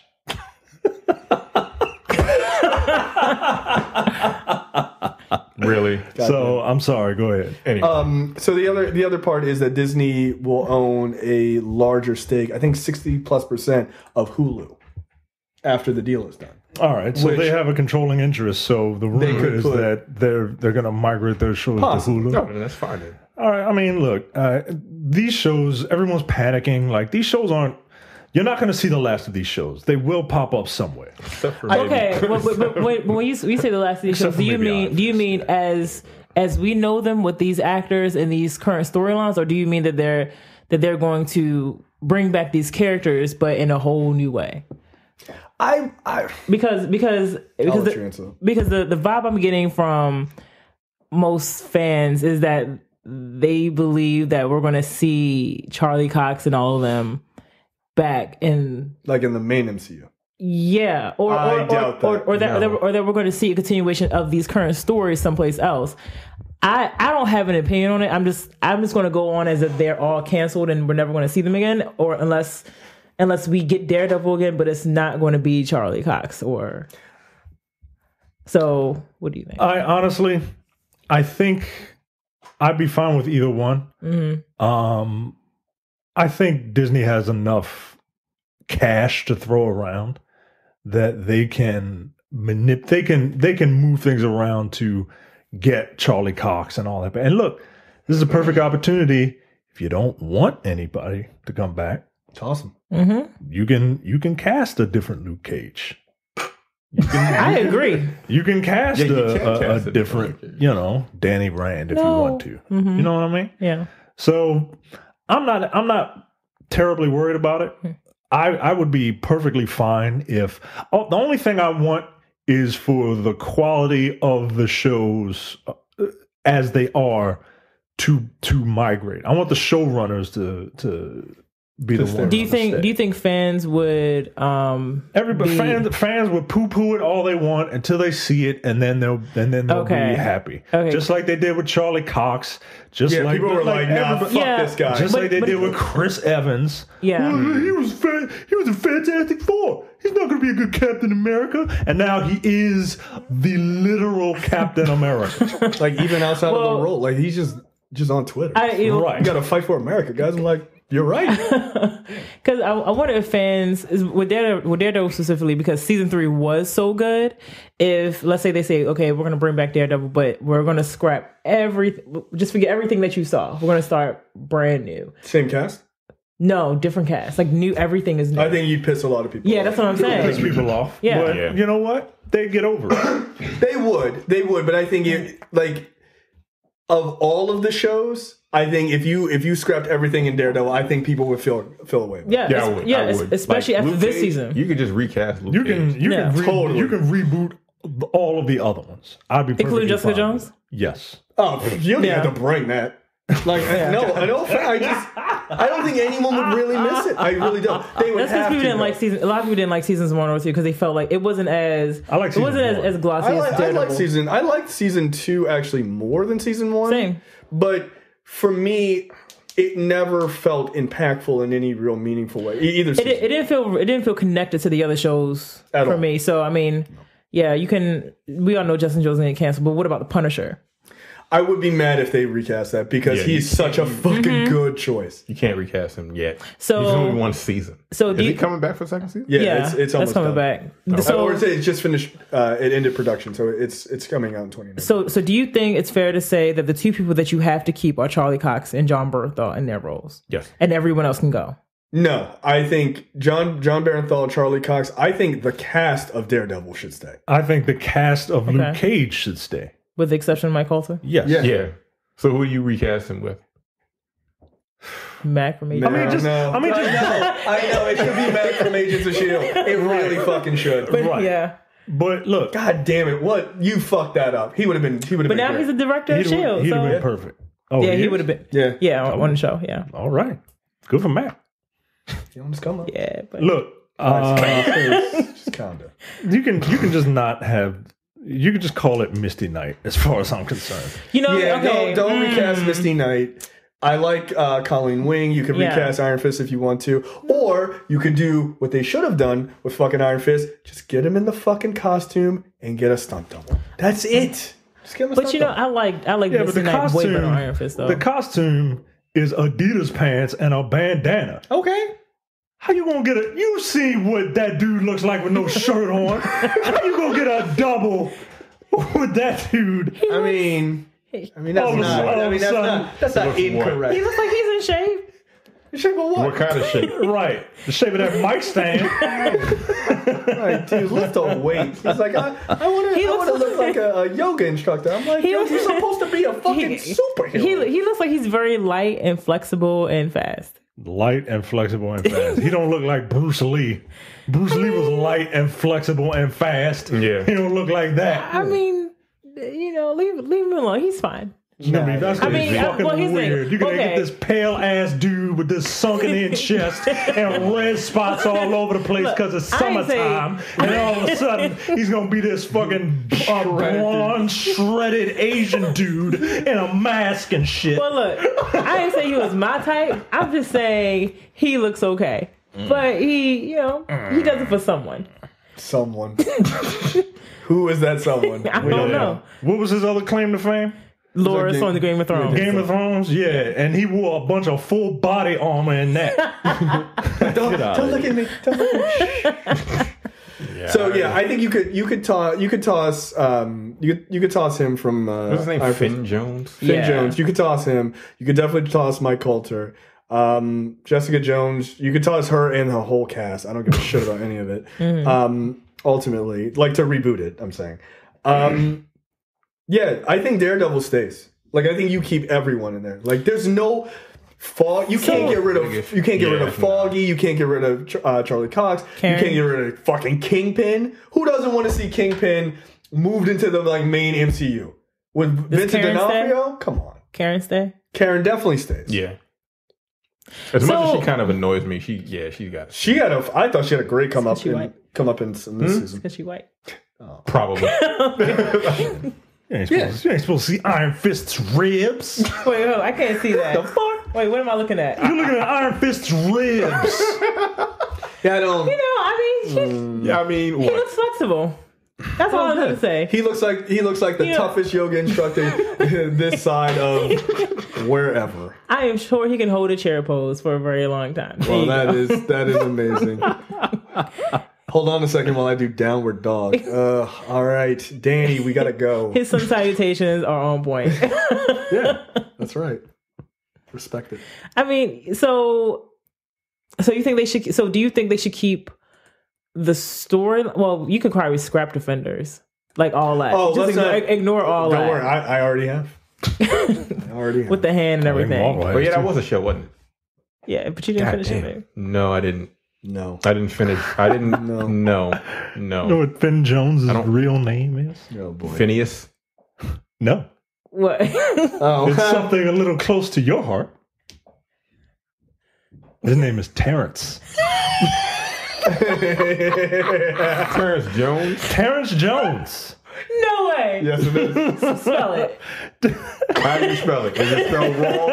It's spelled wrong. Yes. Okay, good. Fuck that nigga. Terence. Ew, yo. You got 2 R's in that bitch. Wow, yo. So why did you? I wonder why he changed it to Finn. Nah, that's you now. Are you Iron Fist now? Terrence is Black I would be a Iron Fist. better Iron Fist than that nigga. You know what? From now on, Terrence is known as Finn. Welcome to the Nerdpocalypse with Jay, Micah, and Finn. Ooh, that's gonna be mad weird when HD sells on black and black cinema. Yeah, no, it's gonna be strange. Jay, Micah, and then Is Finn. Really? why's this white dude? With 1 R? Yeah, that's Yo, this nigga's just all wrong, man. He's wrong in life. You got 2 N's in Finn, but 1 R One in R in Terrence. Terrence. What's the European spelling of your name, apparently? Yeah. If you were European, this would be you. Hey, You'd be Terrence. this guy. What's in quotation marks right here? What's his nickname? I don't want to say it. What is it? Why not? Terry? I don't like that name, man. Terry? I hate that fucking Terry? name. But wait, is it Terry with 1 R? No, it's 2 R's. Come on, yo. Come on, what are you doing, yo? That doesn't make any sense. That doesn't make any sense. That's funny. All right. bizarre. So I think if you're canceling, to get back to this, if you're canceling Daredevil after it being the 4th highest show on Netflix at the time it came out, That's wild. that's The 4th highest period. Yeah, and that's strategic to me. That doesn't ring true to, we didn't like the script or whatever. Like Right. all of that seems strategic. Right. That being said, people are like, oh, well, the writers and everything are saying that they haven't heard anything, and they were shocked when they found out they got fired. And I'm like, people lie, right? Like, people lie all the time, and they might be keeping up this big lie to be like, and this is the reveal. These characters are going to be in the Right. MCU. I So mean, you who think knows? they're going to reveal it all at the same time? For all of the shows? Oh yeah, you're not gonna get news of what happens. My guess is until after Punisher comes out. Mm-hmm. What comes out? What Punisher or Jessica Jones? What comes out last? What comes out last? Punisher or Jessica Jones? Whichever one it is that comes out last, which will undoubtedly get canceled 2 to 3 weeks after it comes out, and they'll be like, "That's it," and then it'll be like, "Dan, dan, dan, this is what we're doing," and everyone will be like, Because at this point, everyone knows something, though. It's not just being canceled just because. Right, because you could say, all right, Iron Fist makes sense. It wasn't very good. It wasn't well received. Luke Cage had been kind of falling off, so maybe that's why. But there's no argument for Daredevil. Yeah, Right. And I said that when those first 2 got canceled. I was like, if Daredevil gets canceled, you know that this has way more to do with business than it has to do with anything else. So, and especially after that 3rd season, like, there's just no argument. It was so good. Yeah, it was good. That, honestly, maybe when I go back and watch. More in the MCU. This is kind of a big deal. Marvel is developing a Shang-Chi movie, the first Asian superhero movie. According to Deadline, Marvel Studios to put Chinese-American writer Dave Callahan in charge of writing the screenplay and is currently looking for potential Asian and Asian-American directors to head the film. Callahan's past work was creating the Expendables franchise, Legendary Studios, Godzilla franchise. And he also did co-writing on Wonder Woman 1984. So, in fairness, he did have 1 out of 3 things that were worth a damn. But we haven't seen that yet. No, but I have a feeling it's going to be good. It's probably going to be fine, but we haven't seen it yet. No. So, what are your thoughts on Shang-Chi? Who is Shang-Chi? So, he's basically the Bruce Lee of the MCU. Iron Fist. Like he teaches Iron Fist a lot of times. Like they're friends. His name is Shang-Chi. Yeah. Yo. Chinese American. All right. Well, I mean, we all look. I don't have a problem with it. Whatever. I can see the headlines right now if Marvel doesn't get this right. Oh, undoubtedly. I mean, there have already been headlines about, like, yeah, this is the first Asian star, but he's a martial artist, so that's stereotypical, which... But if it's the character, then wouldn't you want someone who is... Why couldn't he just be a scientist?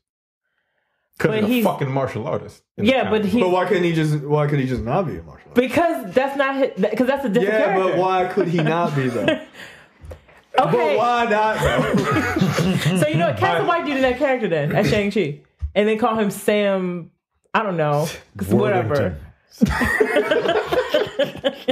And then watch you get mad. I mean, yeah. Well, it was funny because somebody in our fan group was like, I wonder if they'll do something. Maybe they'll do something interesting and like pick like a Pakistani person or like like a South Asian person. I was like, no, that's Shang-Chi. East Asian people will flip the fuck out. Yeah, you can't do that. I was like, I feel like you are not aware of like history, or you can't even put a Japanese actor in there. Man. They come for you. China would be like, banned. We're not watching this movie. Yeah. No, ban it. That person better be Chinese. Yes. All the way Chinese. You can't, maybe my dad was. No. Chinese.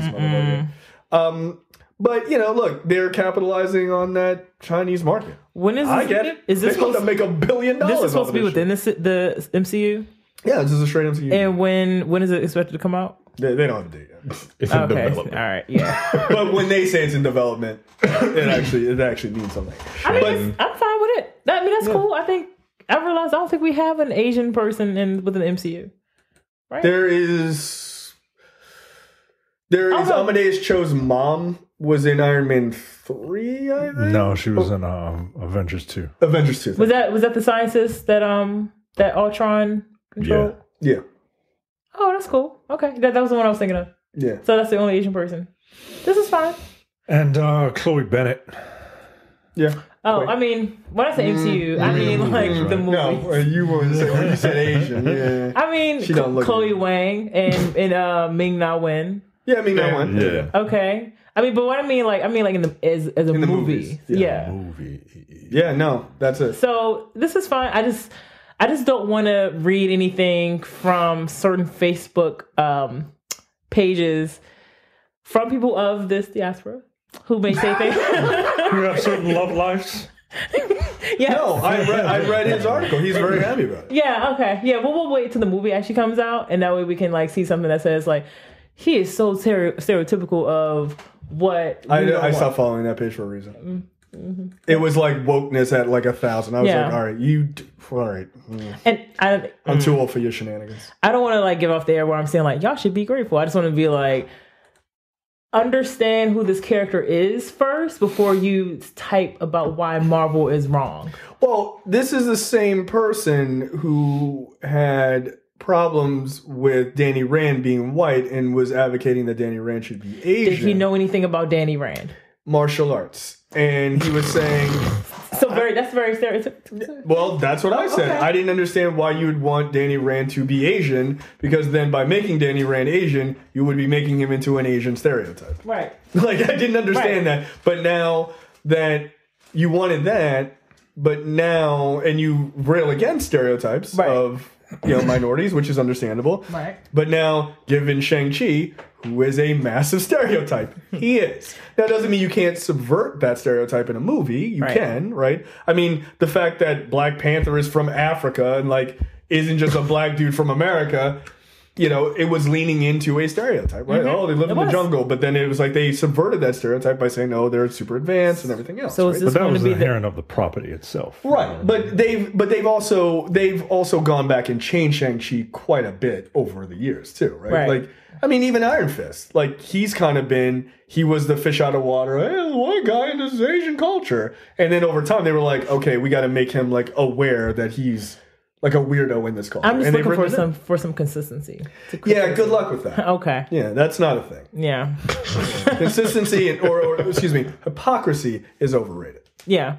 But look, I look forward to it. And this is why I was like, I didn't understand why you guys were screaming about like Danny Rand should be Asian. I'm like, on some show, you don't want like a big Asian star in a movie? I would much rather have that. Right. So especially, can you imagine if they got an Asian Danny Rand and then it got canceled? People be so fucking mad. Yeah.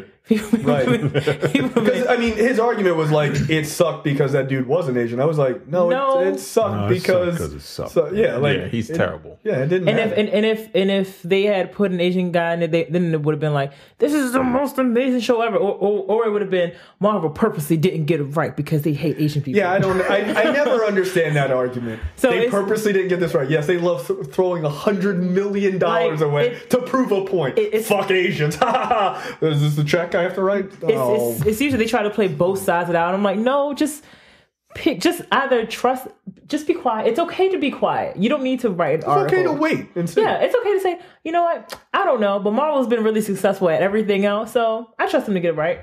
Yeah, it's okay. It's all right. And it is, your status doesn't need to be 3 to 5 paragraphs long. I don't even know why people do that shit on Facebook anyway. Just write, one little sentence that says, I trust them. Well, I'll wait and see. Yeah.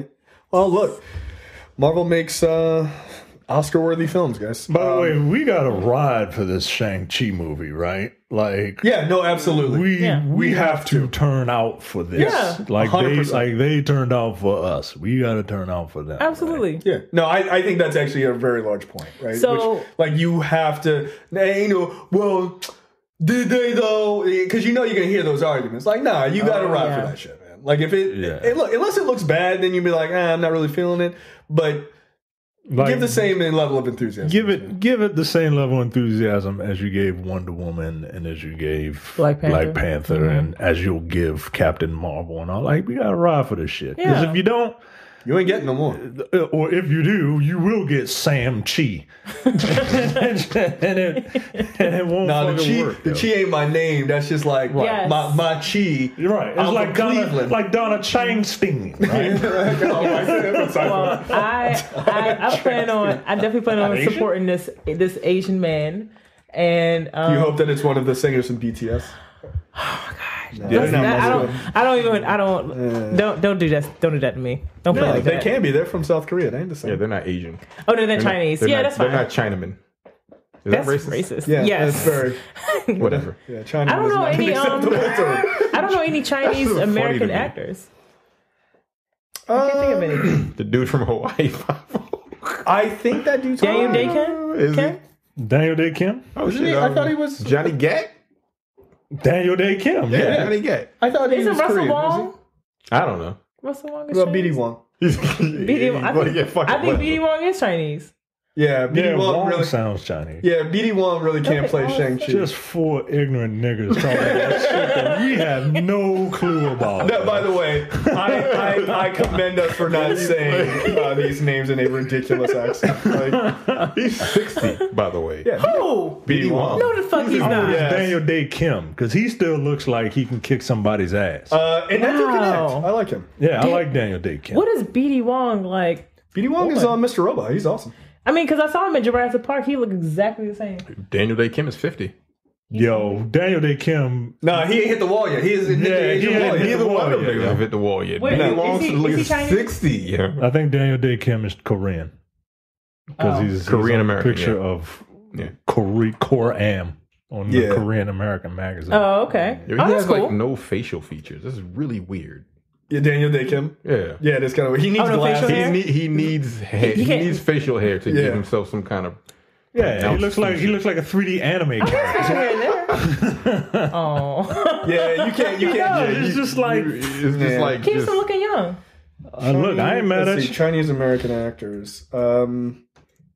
Get just Cal Penn? Get the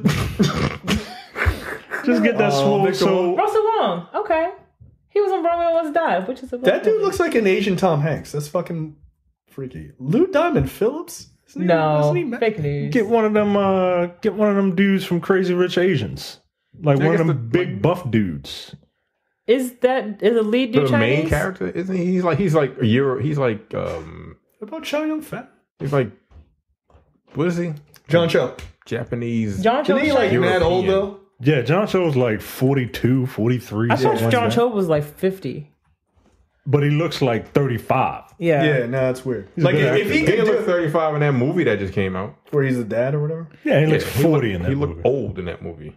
I really like that. Well, movie. I mean, he was playing a dad that was stressed. Yeah, Searching. You know. So there you go. This guy, I don't know. He's a handsome dude. Oh, What about Jeffrey Gao? Look up that name. Can I play Lopan? Yeah, that's not going to work. Oh, John Cho is That's not going to work, yo. I just ordered a Lopan t-shirt from Facebook. Henry Golding walk is around? the guy from Crazy You can walk around with that on? Yeah, I am. Well, you can walk around with that on. Yeah, it's here. Lopan. Yeah, you can walk around with Malaysia. Like, you can't walk around like Chinatown. Nah, you get jumped. Yeah. Nah, like, who the fuck is Lopan, my nigga? What about that dude from Sleeping Dogs? He'd be fine. I forgot what his name is. It's like Will Yoon Lee. Will Yoon Lee. There you go. I think all of this just means that there aren't enough Chinese American actors. No, because why the fuck is Nicolas Cage coming up on the Chinese American actor? What? Yeah, what the fuck is going on? That seems racist. I don't Also, Cal Penn. Yeah, Cal Penn is what, Indian or something like that? Yeah, he definitely is. Yeah, there's a picture of BD Wong back in the day. Yeah, he would have worked out. He was a handsome dude. But is he Chinese? I think so. I mean, look. They'll figure it out. Chadwick Boseman ain't African. You know what I mean? Like, but it ain't. I don't think it's the same though. Nah, they take that shit to heart. So seriously. Nah, like Chinese, Japanese. I think that fits under that whole they all look alike stereotype that Hollywood's been doing for a while. So I think it's important here to get a Chinese. Yeah, you got it. Even if you have to go to. I don't care if you have to get Xi Jinping himself to play this character. You need to have a Chinese dude in this role. Get Ryu from Street Fighter. he was in a skyscraper. Get Steven Yeun from Walking Dead. He's too little. You can put on weight, right? No. Oh, you mean height wise? No, I don't mean height wise. If you were giving Terrence Jones a pass, you could give Steven Yeun a pass. Excuse me. Terry Jones. Terry Finn Jones. Yeah, what about this guy? No, from Steven Crazy Yeun Rich is Korean. He's Malaysian. Wow. Okay. Yo, all right. Look, I don't know any of these people. Oh wait, can you scroll? No, it's Tyson Beckford without a shirt on. He ain't Asian. Fuck out of here. No, I saw. Isn't he like part Asian or something like that? It is Tyson Beckford. Tyson Beckford. Yeah, I think so. Okay. Yeah, look, I look forward to a Shang-Chi movie though. That seems cool. I mean, all joking aside, yeah, a martial arts based spy fucking hero, like a Bruce Lee of the MCU. Hell yeah, I'll watch the shit out of that. What if they get Keanu Reeves? He should be in it. What a fucking Lebanese face that would be. He's part Japanese. Yeah. No, he's Lebanese. I thought he was part Japanese too. Is he? I'm pretty sure he's part Asian. Yeah, he is part Asian. I don't know if Johnny Utah is part Asian. That's what I do. Vio con Dios. Arigato. He's Lebanese Canadian. That's it? I thought he was like a little bit of Is his daddy Lebanese? In there. No. I thought he was from Louisiana. I thought he was from Hawaii. Apparently nobody knows who the fuck he's a vampire. I think that's what yeah. And he had that really cool Louisiana accent. I swear to God. No, he did not. Holy shit. Yeah, he's of Chinese Hawaiian descent. Thank you. Keanu Reeves? Yeah. He says his grandmother's Chinese and Hawaiian, so he was always there on Chinese art, furniture, and cuisine. See? Can he make That's why he was so good in The Matrix. Dumplings? Yo, nigga, that is racist as fuck. What, dumplings or The Matrix? Dumplings are great. I do like dumplings. Yeah, but asking if Keanu Reeves can make it. That's a bit of a problem. He's of Asian descent. I'm assuming and Irish and English and Portuguese. So he can make potatoes. Potato. I'm Irish. Y'all know. Potatoes and dumplings for dinner. Potato dumplings. That's racist. Just combine both of them. So problematic. This is gonna get us in trouble. Is it? No. Our fans are horrible people. Next up, Netflix plans to produce more original series from Africa in 2019. Good. Produce or just snatch African shows? Well, that's what produce means. I mean, that's what produce means. I snatch them up. I heard a funny joke. this week. It was from a white comedian. He was like, the only thing white people ever invented? Credit. And they're like, that's funny. It's like, what's that? Oh, I invented that. Allow me to take credit for that. It's okay because he is white. And it's funny. So they're planning on expanding more into Africa with picking up shows and movies. Later in 2019, they're presenting a movie, Lionheart. They're bringing to the platform by Nollywood veteran Genevieve Naji. So that's her directorial debut. So we'll see. Cool. Are they going to be better than that movie we did for Black on Black Cinema? I hope so. The trailer looked better. I'm sorry, they brought it back in September. I guess it's already on there. So I'll have to actually check that out because it looked really good. So okay, we shall see. I'd like to see more international stuff. There's a ton now. Like there's a lot of stuff from Brazil. I've noticed a lot of stuff from South America in general. There's a horror movie that I want to watch. I started watching a Brazilian movie called The Crew the other day. It was pretty good so far. Like not great, but like it was like pretty decent. Mm-hmm. So yeah, we'll see. Next up, Paul Schrader wants better movie goers. I feel like I've seen this story. Yeah. Is this another? Paul Schrader. Yeah, who was that? I think it's like I've seen that dude before. It's like a producer or something. Or excuse me. No, he's a writer-director. He says there are people who talk about American cinema of the 70s as some Halcon period. It was to a degree, but not because there were any more talented filmmakers. There's probably, in fact, more talented filmmakers today than there were in the 70s. What there was in the 70s was better audiences. When people take movies seriously, it's very easy to make a serious movie. When they don't take it seriously, it's very, very hard. We now have audiences that don't take movies seriously, so it's hard to make serious movies for them. It's not that us filmmakers are letting you down, it's you audiences are letting us down. This sounds like an old man yelling in the cloud, but I want to hear him out. Look, we go to screeners all the time. Hold on, I do want to finish this because I do want to hear your point because I think it's probably going to be in line with what I'm thinking.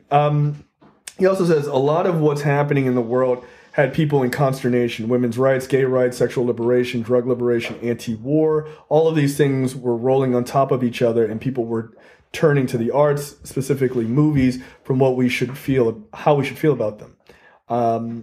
Bob and Carol, Ted and Alice about wife swapping and coming home about Vietnam veterans, and Unmarried Women about female liberation. So yeah, he wrote Taxi Driver and Raging Bull. So okay, he's made a couple of things both that have been pretty good. Yeah. Both amazing films. I was about to say we go to a lot of screeners, and like screener audiences, it doesn't matter what the movie is.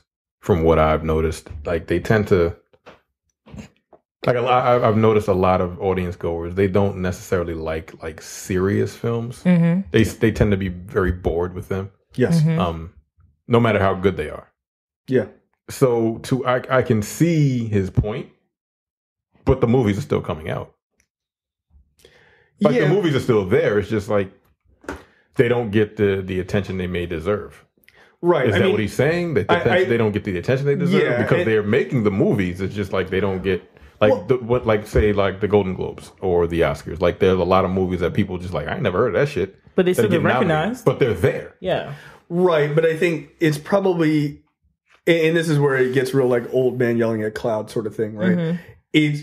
He hasn't said this, but my guess is they don't get nearly the attention of a Marvel movie or something like that that's not serious. Because they're popular. Like, what the fuck? Right. And I never really understand Jaws, for example. Like, that's just a movie about a shark. People love that movie, and that came out in '77, if I'm not mistaken. Yeah, right. But like, even if you did it win an Oscar? I feel like it may have, honestly. Like you can go further back than that. Like westerns aren't serious. They weren't particularly serious. Like spaghetti westerns and shit. The Good, Bad, and the Ugly. Yeah, this is like the classic spaghetti western. Like the Man with No Name. That entire series of movies is just They were just superhero movies of their time. Yeah. Right. So, This seems more like an argument about why the quote-unquote serious movies aren't as popular and probably aren't making as much money as like a Marvel film. That's what it feels like to me. Yes, I agree. Because we saw The Hate U Give. And what'd you think That movie was really fucking it was good. really good. Told you, It was really good. I mean, fucking told you. We went to, and that dude from Fences fucking killed it as the dad. Yeah, he was Yeah. awesome. He was on Grimm. I always called him Dr. Dre because he looks like Dr. Dre. Oh damn, that's kind of funny. But I mean, we saw The Hate U Give at, where was it, Terrence? Charles. Charles. Yeah. I mean, in the audience. That's a better place to see it. I feel like. Yeah, the audience was fine. That's a very different audience than a mainstance audience. So you're at an indie theater. Yeah, I didn't go to Arundel Mills to see that. You gotta go to a nigga-fied theater to get the real essence, the soupçon of what this guy is talking about. But I mean, but it's a serious film that talks about the current events of today, which I also want to know what he means by, like, I think he gave examples, but I think movies like The Hate U Give also talk about what are some really important issues that we face today. Maybe it's not the ones that he particularly cares about, but it's still a serious movie. Well, no, I think what he was talking about was, like, when he was talking about like women's rights, gay rights, sexual liberty, he was talking about movies of his time. parallel. And they're kind of parallel to today. Yeah, I mean, but these we're still seeing some of these same films that are being made today. Yeah. But like, I mean, Black Klansman was another movie that did we see at the Charles too? Yeah. We also saw it at the Charles. And I laughed. Like at the end of the movie, just because of the reaction of the white folks in the theater. Our movie theater was packed. Our movie theater was packed for that too. And it was a mix of I guess the indie crowd and some black folks. So. But again, that's another movie that probably didn't make as much money, but it was still critically acclaimed. So I'm trying to figure out like where this is coming from. Like, and it seems like I see what he's saying. I see what he's saying too, like, but also feel, but the way it's coming off, he sounds like an old man angry. Yeah, it feels like I agree with him. Yeah, I kind of do. I get what he's saying, but it kind of feels like a whole like these superhero movies. Yeah, I think it's a shot at fucking like. That's what it feels like. Absolutely, and I normally run to the defense of those movies, and I still will. But at the same time, like, people really don't like There is a notion about not wanting to see things that are challenging. That make you think. Right. People are like, I go to the movies to be entertained. Like, and that's fine. I don't have a problem with someone's personal preference for movies. Like, it is what it is, right? But like when I go to see a film, like I go to see movies to be entertained, sure. But entertaining to me isn't only laughing or action movies. Right. Like, there are things that are, like, to me, I take films as art because they are supposed to portray the human condition, like serious movies are, right? So, The Hate U Give, I wasn't like yucking it up the whole time. I fucking felt something. And that's important, right? That's an important aspect of movies. But I do think that, you know, a lot of times people just want to go to the movies to shut the fuck off, right? Now, there's also a timing thing here, right? We are in a time, especially in the US, where things are a lot of fucking uncertainty and shit fucking feels really hard and just life is just heavy. People generally want to shut the fuck off and go to the movies to watch something light. Right. I make the joke, but I'm 100% serious. It's the reason why movies do so well, like dumb, shitty action movies will do well in Russia, because life sucks there. Yeah. And they're like, good, can we just watch something that's fun? Because it's cold as fuck outside. It's also interesting because like China's the same thing. Because I do feel like life is fucking hard sometimes. Like some of the let's go watch Venom again. Like some of the Marvel movies do also kind of talk about what we do now. Like, I think Winter Soldier is probably one of the most apropos movies. Too political. Yes, it's it's political, but it talks about people in our government who decide to work for a Nazi organization and have infiltrated our government. So, I mean, you know. Jesus Christ. You live long enough to see yourself become the villain. Like, that is Winter Soldier. It's right there. It's right there. So, I mean. It's like, God damn it. Now I'm sad. You know. That's my favorite movie, too. Like, of those 20 fucking movies, that's my favorite one. Yeah, I mean, so you have that parallel there. And do you have movies like Black Panther, which are also political for us? It's a drama. It's the best drama. We don't need to. I mean, we'll talk about it. But even that movie talks about some important issues that Black people go through, whether if you're Black Americans or people from Africa, whatnot. Wakanda. It's a real place. But I mean, I get what he's saying. I mean, and also, I understand people who want to go to movies just kind of want to shut down. But at the same time, you should also want to venture out and let movies make you feel a certain way, and sometimes it's not always happy. I legitimately, and this is my bias, and I 100% take it as it is. Mm-hmm. I mentally turn off in a conversation about movies when I talk to someone who's like, I only want to go to the movies just to like laugh. I'm just like, okay, I will never talk to you about movies again. I just don't. Because like you're missing, it's not like comedies are 90% of movies, right? And then the other 10% is like dramas and stuff like that. No, the vast majority of movies are dramas. Like they are. And they're great. There are great films. There are films that make me uncomfortable. What was that movie we saw with Bill? Elle? Yeah. Ooh. That movie was, that movie is, you are not with a rape scene. Yeah, movie starts right off with rape. Right off the bat. You're not like, welcome to this movie and like see what's going on. Boom, rape scene, and immediately goes in. It is a tremendous fucking film, but it makes you feel something. You're like, whoa, okay. It's like, but it makes you give a shit about what is on the screen. But I also think on the side for moviegoers that a lot of the movies that wanted to show rape scenes like that, I don't think that would sit well with a lot of audiences just because of the culture that we live in right now. Well, it's a foreign movie, and Americans are fucking cowards. Right? Oh yeah, yeah. I mean, we are. Look at movies overseas, dude. Korean horror movies. They don't give a fuck. Yeah, they don't. God damn. I'm just saying, like American. Really I mean, it is a uniquely American thing. Right. That, like we end movies, they always almost exclusively end on a happy note. Right. Everything gets wrapped up. Not overseas. They're like, no. And she died. And if you have a movie that tries to venture into anything that makes you uncomfortable, and puts you outside of your current bubble or experience, you have a think piece that's written about it and circulated through Twitter 1,000 times. And you destroy it. Yeah, you destroy it, and that way you have people saying like, don't go see this movie because it is anti XYZ, anti whatever, and you shouldn't support this instead. And I think that is definitely a uniquely American experience. It is as well. So I don't know that that's not happening on French Twitter. Oui, baguettes. I don't know. That's what I assume French Twitter is like. But I don't speak. That's bad. You don't know that. It might be. But that sort of cutting down of especially media is this thing in American culture now that is prevalent. Right. Like this thing doesn't nail it 100%. Boycott it. I'm like, yo, what the fuck? And social media has a lot to do with how we view a movie that we may want to see or not see. Absolutely. So I mean, I don't know how you break through that wall and have at least American audiences want to see something that would make them feel uncomfortable and actually see a movie that's not going to make them smile at the end of the day.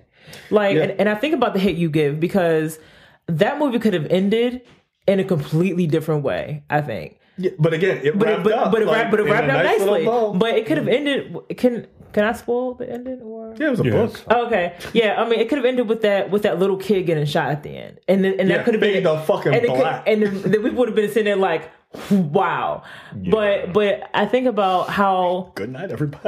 How rare it is for me to leave a movie theater being like, wow, I can't believe it ended that way. And the last movie where I felt like that was Black Klansman because it ended with a real event in Charlottesville. That's the only movie that I was like, yo, I can't believe it ended that way. But I never Mine was movie. Avengers Infinity War.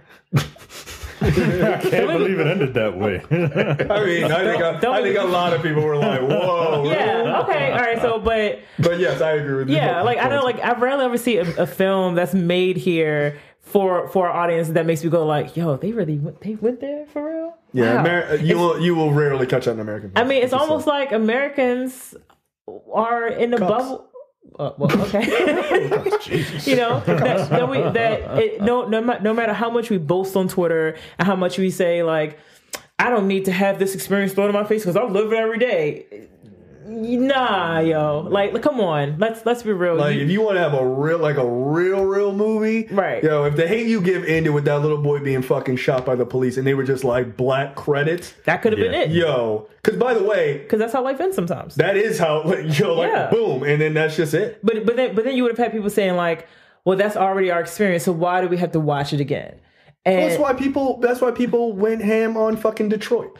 But and they were just like, no, it was a good movie. It was a good fucking movie. And they were just like, they were so fucking mad that it was torture porn and other stuff like that. It's violence against black people. This shit happens. And here's the thing. It's like, we can't even handle real events. But here's the thing, and that's something else I think some audiences need to remember is that the movie isn't just for you. It's really It's not just for you. It's for people who don't live your experience to understand that this could happen to you. Well, so it doesn't always need to be wrapped up in a bow because sometimes our lives aren't wrapped up that way. There almost never a Cosby episode. It doesn't get done in 30 minutes and then be like, all right, see you next week. And if you're going to tell someone to pay you on PayPal to educate or whatever, why not just have them show a movie that ends realistically?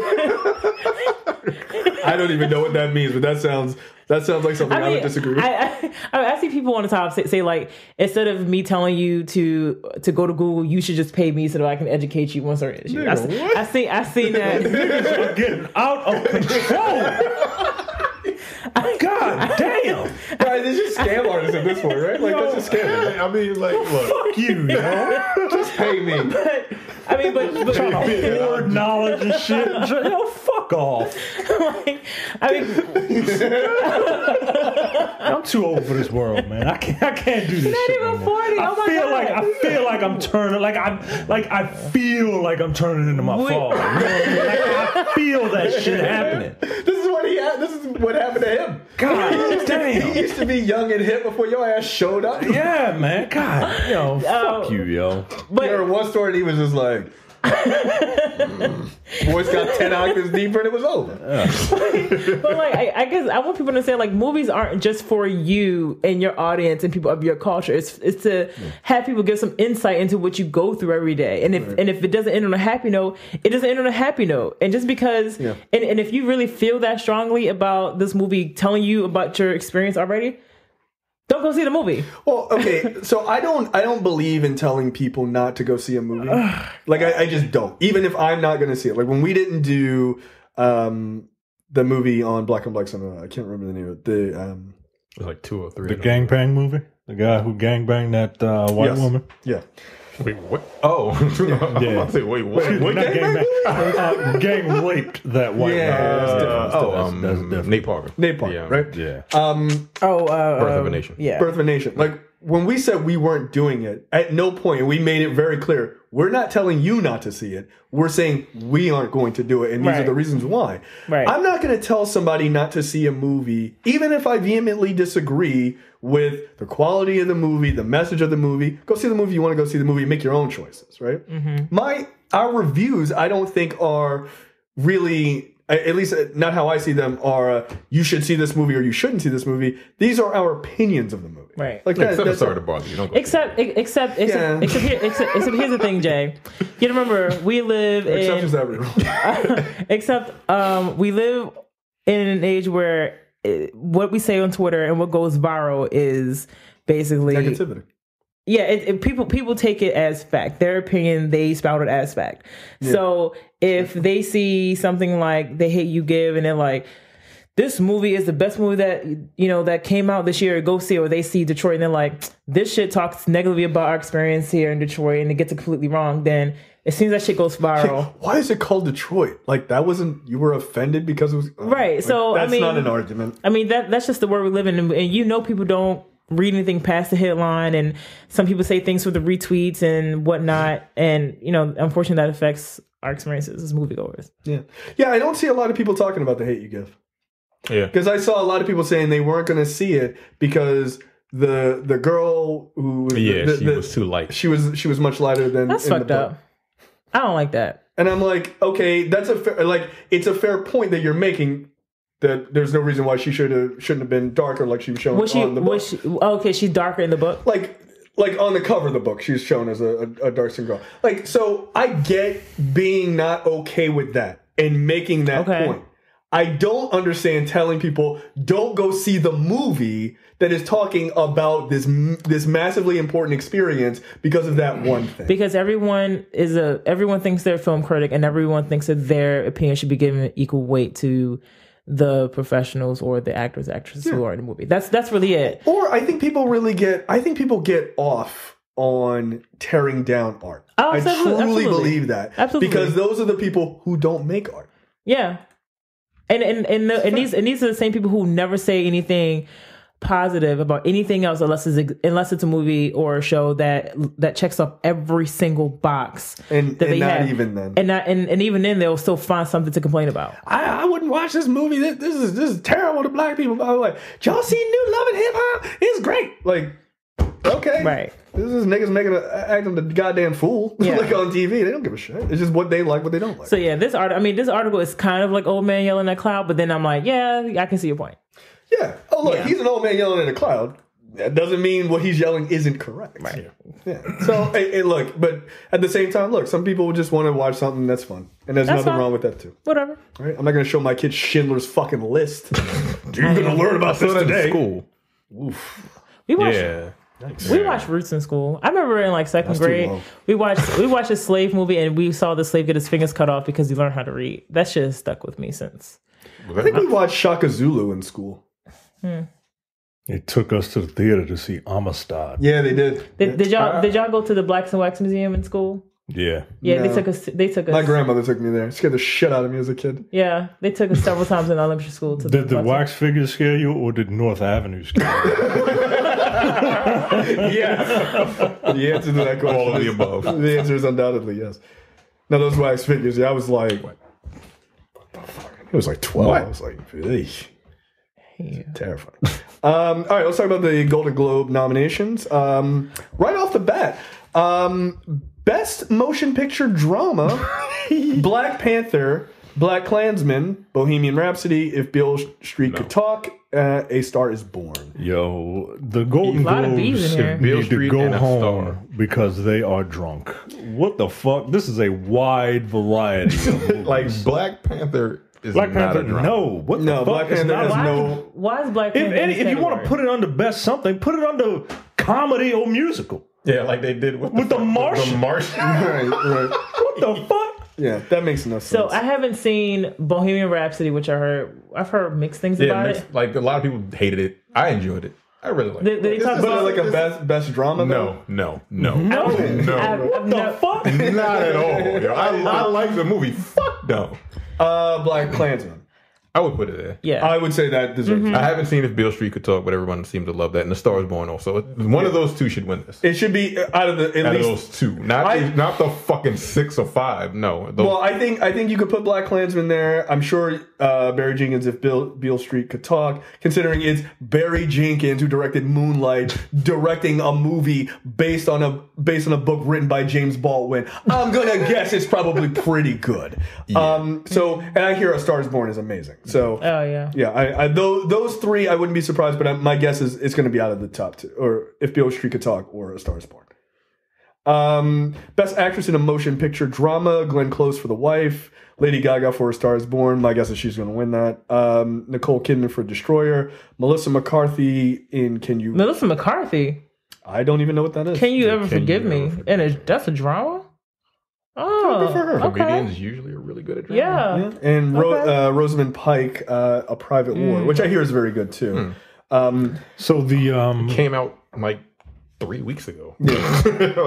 The international, arts and science and press or whatever the fuck this organization is stereotypically notorious for giving the award to the most popular actor or actress.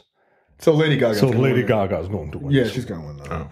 But apparently, she's really good. Oh, I've seen the movie. You did see it? Yeah, she's very good. Did you see the others?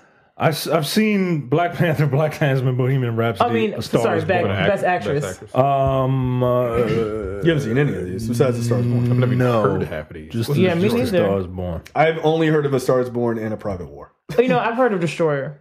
Oh, no, that's the one with what's her name is in makeup. We did the trailer. We did the trailer for that.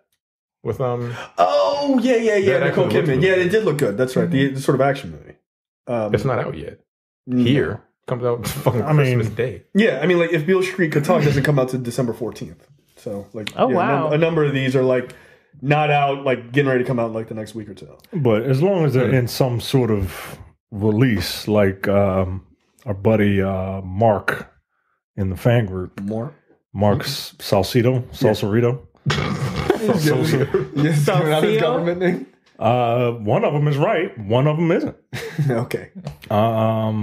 He saw it. He was at a Q&A with Barry Jenkins, and he loved it. Yeah. Yeah, you might have to delete that. Nah, fuck it. I ain't doing all that editing. You be all right. I tried, Mark. I apologize. It's Margarita. Don't worry about it. Best Actor in a Motion Picture: Bradley Cooper for A Star Is Born, Willem Dafoe in At Eternity's Gate, Lucas Hedge for Boy Erased. I don't even think that's out yet. What? Boy Erased. It's like this weekend. Right. It's like this weekend or last weekend, I think. Yeah. That looks very good. Rami Malek for Bohemian Rhapsody and John David Washington for Black Klansman. Okay. I've seen Black Klansman. Of the ones I've seen, Bradley Cooper. Yeah. It's going to be out of him or Rami Malek. I've only seen Black Klansman. I don't think Rami Malek is going to win. No. Okay. I can see Lucas Hedges probably winning as well because that performance looked really great in Boy Erased. I've only seen Black Klansman, but I wouldn't give it to John David Washington. Only because, I only think he just sounded exactly like his dad. This is really a Denzel Washington nomination. Yeah. Frankly. But he was, he's cool. I think that guy's got a real career in front of him. I don't watch Ballers anymore, but yeah, good for him. I stopped.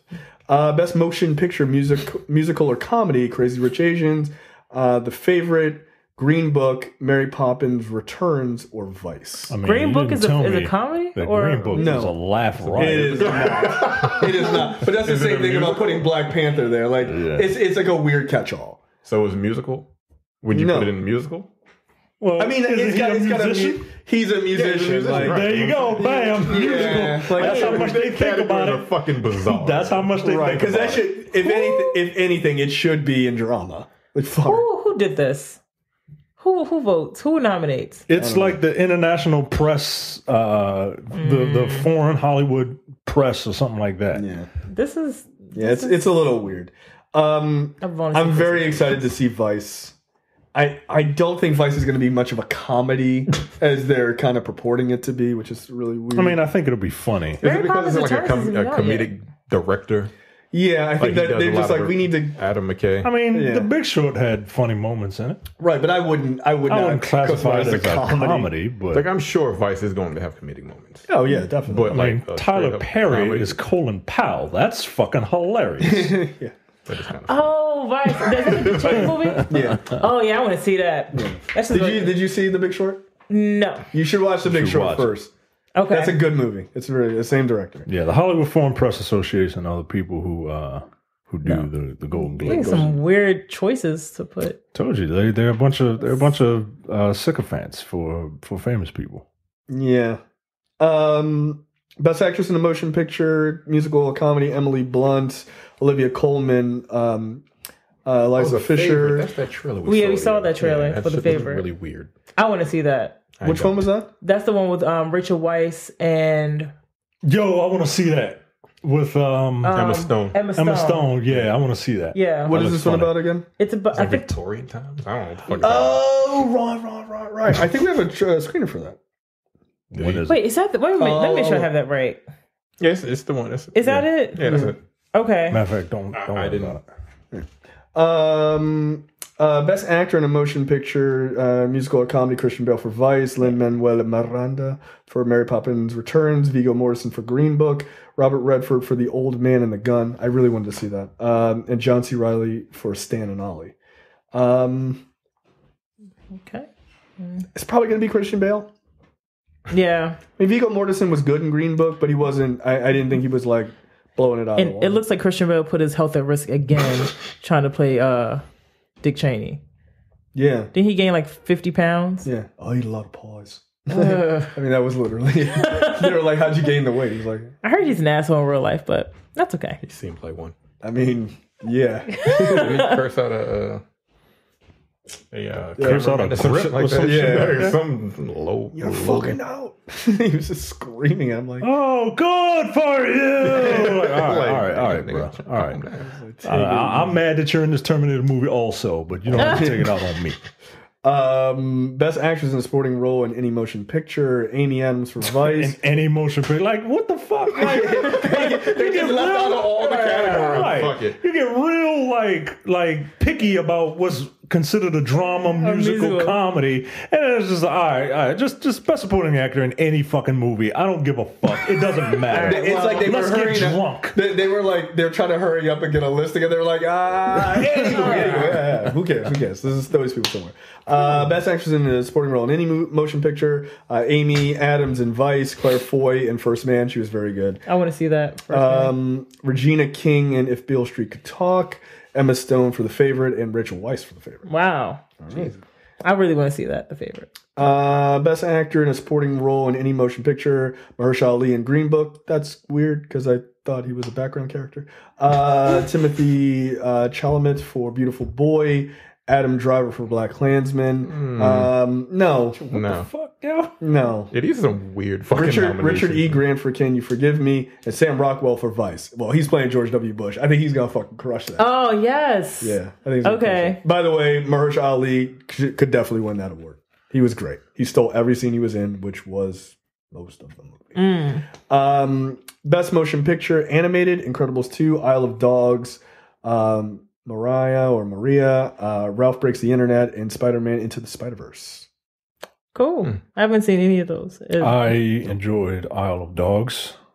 So Incredibles 2. That's about it. Was Incredibles 2 good? And I liked Incredibles 2. Cool. So, and I'm pretty sure I'm going to like Spider-Man.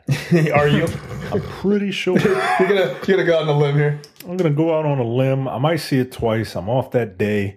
My wife was like, "Oh, I'll watch it with you," and I'm kind of like, I don't want to watch it with you. So you're not gonna get it. So I might. Right? She's not gonna get it, yo. And I don't want. And she talks during movies, and I don't want to answer a bunch of fucking questions and shit. What day does it come out? Why is he a pig and a spider? What? No, I don't feel like dealing with that shit. You don't know who Peter Parker is. You're not gonna know who Peter Porker is.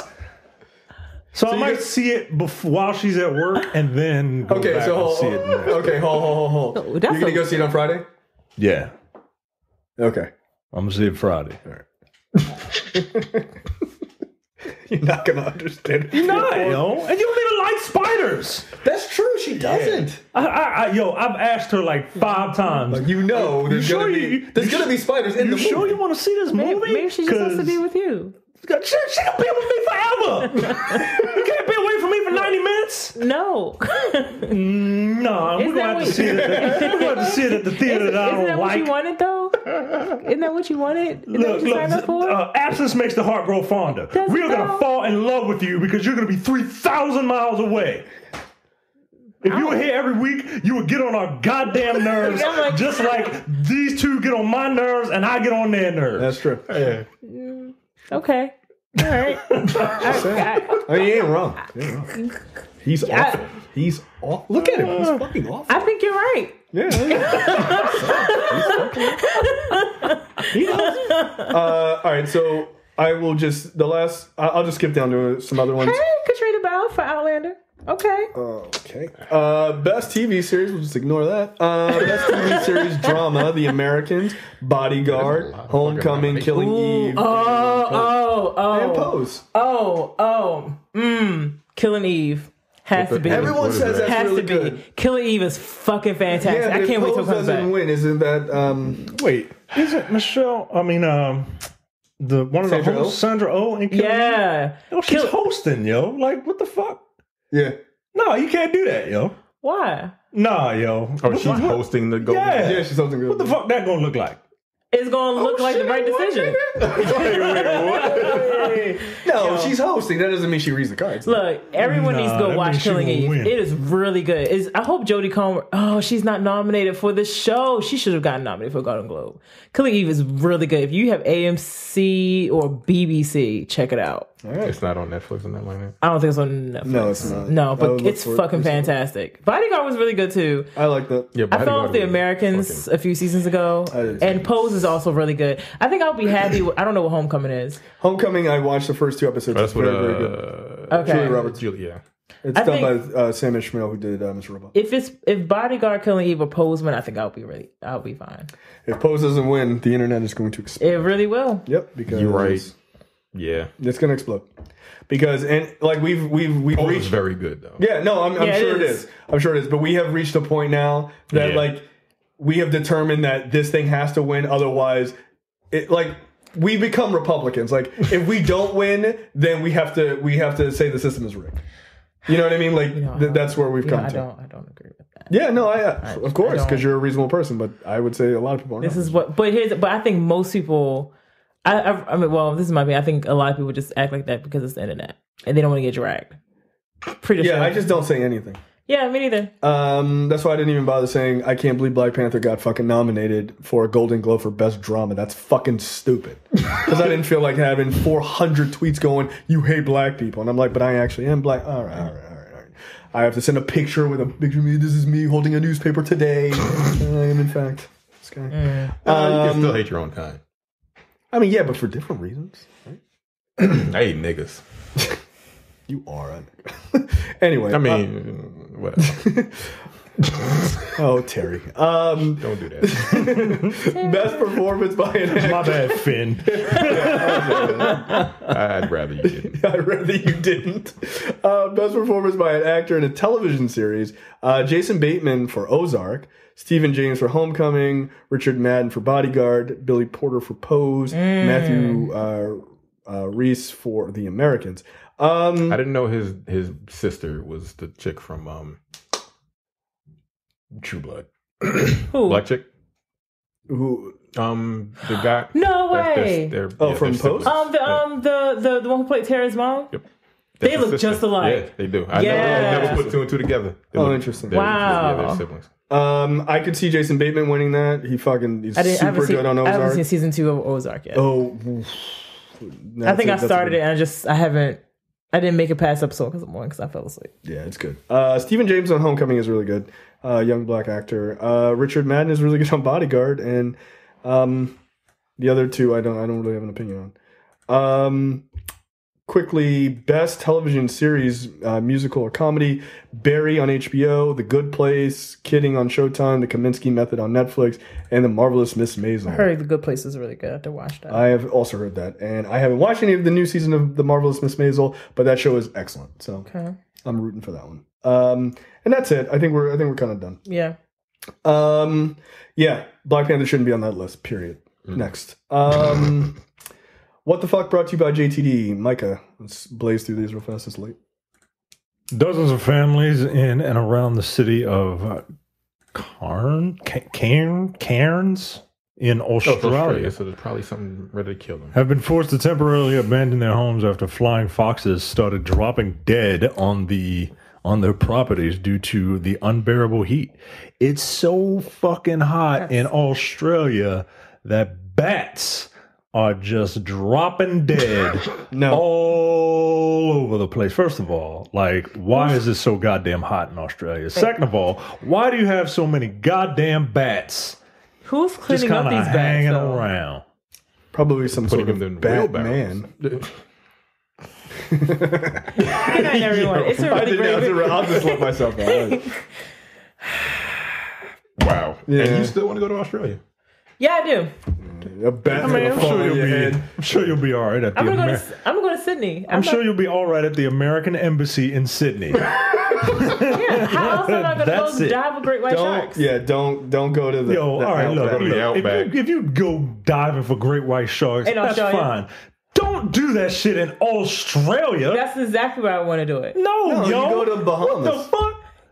Like those motherfuckers are drinking Fosters that are this big and shit. I can only imagine what the sharks will look like. Like the Megalodon, the Meg. You want to go shark diving with the Meg? Is Jason Statham there? Probably not, because he's got common sense. Does he really? Because I saw that movie. Didn't he stab it in the eye? Yeah. He outswam a shark. But here's the thing, that wasn't the Meg. That wasn't the Meg. That was like the baby. That was like the baby. Yeah, Meg. it was. It was a bigger Meg. The Meg. Did he say Meg? Did he say Meg at one point? That movie was amazing. Double Meg. Ridiculous. Yeah, there's a bunch of flying foxes just dropping dead all over the place. I don't like that at all. Because Australia is Australia. Yeah, they look human sized almost. And I would not want that job because that is god awful. That shit is frightening, man. Yeah. Terrence, Sorry. you're up. Oh. Yo, fuck you, nigga. Like, God, when penis enlargement go, why the fuck does he always give me dick fucking... Okay. Because you say shit like that. When penis enlargement goes wrong, scientists revealed the dangers of girth increasing procedures, which can cause gangrene, deformity, and other devastating complications. Is girth worth the gangrene? God damn. A study of 11 men in California by California scientists revealed horrifying complications. One 21-year-old injected his own penis with silicone. So he was trying to get like the Brazilian dick lift. What the fuck? He was doing like the chicks do with the butts. But the Well, the 48-year-old had fat injected into his member, but it swelled out of control. Experts say most men who have the procedure had normal penises to begin with. Yep. Yeah, it's because dudes are so sad. Why would you add fat to it? Like, I got a fat dick. Like if you just eat a bunch of shit, you don't get stronger. You just get fat. Like that's not like maybe. Also, like just eating a bunch of fatty foods isn't gonna make your dick bigger. No, it's working. Honestly, gentlemen, y'all should just be happy with what you have. What if that guy has a micro penis? Just be happy with what you look. Then get a strap on. Yeah, get a strap on. That's the solution. Now, apparently, they have like dick extenders. Right. Apparently, That you can put on your penis to make it bigger. No. Like a silic. Like I was no. Like that's so ridiculous. Wait, like a cap? Like a splint? Sleeve. like a sleeve. Like a splint? Can the guy feel anything? No. It's a dick sleeve. No, it's like tying this fucking microphone to the end of my dick and be like, yeah, look what I got now. Like that's that's impressive. That's ridiculous. Like an extension? Yeah, it's an extension cord for your penis. No. Essentially. I was like, that's dumb. That shit ain't that serious. But yeah, people are getting injecting shit into their penises to try to make them larger. No. That's unfortunate. Don't do that. Yeah, don't do that, dude. No, I'm fine with what I got going on. I am, as am I. And look, and if I wasn't, or if I was with somebody who wasn't, you just gotta get used to it. I mean, I'm gonna get mine. You gotta get yours. Yeah. Now I feel sorry for a dude if you got a micro penis. Like, it's not a situation. So like, so what are so do they just chop the dick off if get gangrene? Yeah, now it's gone. Wow. Let's read on, shall we? No, I don't want to. Yeah, I want to know. Most of the patients had silicone injections, though one injected himself with saline. So it's just literally like getting breast implants in your penis because they have saline inject. Like, but those are in bags when they put them in when they get breast implants. It says a hugely swollen penis, which resembled a potato, had to be sliced just below the head, and the skin peeled back to the body like a banana, so that the fat could be removed. The skin was then rolled back down and reattached near the head of the penis, and the patient then had to be treated for an infection after the surgery. None of this shit is worth it, man. Oh, so it says fear. Just be okay with your dick. But it says fear about having a small penis is a form of body dysmorphia, which people can become obsessive about when finding faults in their body. I didn't know that. Oh. Yep. That's how interesting. So, ladies, the next time you point at some dude's dick or and laugh, stop shaming. Yeah, stop dick shaming. Dick shame. That's dick shaming is not okay. Yeah, it's not okay. I've never dick shamed. I don't believe that at all. I mean, I like when young people come on the show and lie. Just come up in here and lying like we don't have 10 years of experience on you. Get the fuck out of here. I have said a lot of things that may be perceived as mean, but yeah. But I have never looked at it. Yeah, perception is in fact reality. That's how it works. But I've never looked at a dude and been like, ha ha ha, you have a pencil dick. I've never done that. I've just been like, okay, that's really nice. Let's see what happens. And then if it's that's not something that somebody wants to hear when they drop their pants, yo. Let's see what happens. But here's the thing. Hello, McFly. Here's the thing. If it's fine, then you get a text from me later. And if not, then I'm always busy. Yo. Damn. But that was the old me. That was 2 years ago. Right. The old you. You know, I'm older now. You know, I'm more mature. I'm almost 30, so I have... Nigga. All right. I'm almost 30. Okay. You know. Oh, my goodness. That's unfortunate. Nah, don't inject your penis with anything. Okay. I have a story, I guess. Chinese... Fuck off. Chinese company comes under fire for making employees eat cockroaches. I would beat my boss to death if he suggested that shit to me. Eat some cockroaches. First off, I quit. Didn't we do another story where the dude was kissing his female employees years ago? Kissing? He would come into and they would in China. Yeah. Mm-hmm. Yeah. China's this wild, is unacceptable. They're not a first world country. No, they're not. Three managers of a home improvement firm in Zunyi, China. So this nigga was making his employees at fucking Walmart or Heckinger eat cockroaches at Home Depot. Home fucking Depot. Subjecting his employees to extreme punishment, including forcing them to eat cockroaches for not meeting their sales goals. I don't really need to read the rest of this story. If the story doesn't end with them ganging up and beating him to death, I don't know what's the point of this. Yo, if you want to keep your job, you got to eat these cockroaches. Yo, that's how rough it is to get a job in China, dude. Eat a cockroach. No. How badly? You're fired. Let me ask you something. Okay. But how badly do you need the money where you're willing to put up with that? I'm not eating a cockroach, though. I mean, is it that bad, right? Like Americans do that shit if Joe Rogan took it. You know what I'm saying? Who's worse? The people that need to do it or the dumb people that want to be on TV? That's 50 those grand. people are definitely worse. That's 50 grand. 50 grand after taxes is 20 grand. It's like 25 grand. I thought it was 30. All right, 30 grand. Wow. I can eat a cockroach? Nah, yo. Nah. Didn't they have an episode I'd eat a cockroach for 30 grand. For 30 grand? Cash in hand? Can I put sauce on it? Or do I gotta eat it raw? Nah. Well, you down in the DCR, you can put a little mumbo sauce on it. Yeah. But the mayor of DC still don't like it. She still don't like it. I don't know what to tell you, lady. If you don't like it, you ain't supposed to say that shit. No, you shut the fuck up. Right. The next thing you know, she's gonna be like, I don't like go-go, and then she's gonna be tossed right out, tarred, feathered, and thrown into the Potomac. That would be the one great thing that she would say, because go-go sucks. Go-go's terrible. It does. I mean, it does suck. It sucks. Go-go is terrible, Anthony. It's awful. But they brought back Fear Factor, and I believe they got canceled after they had an episode where they were drinking donkey semen. Ew.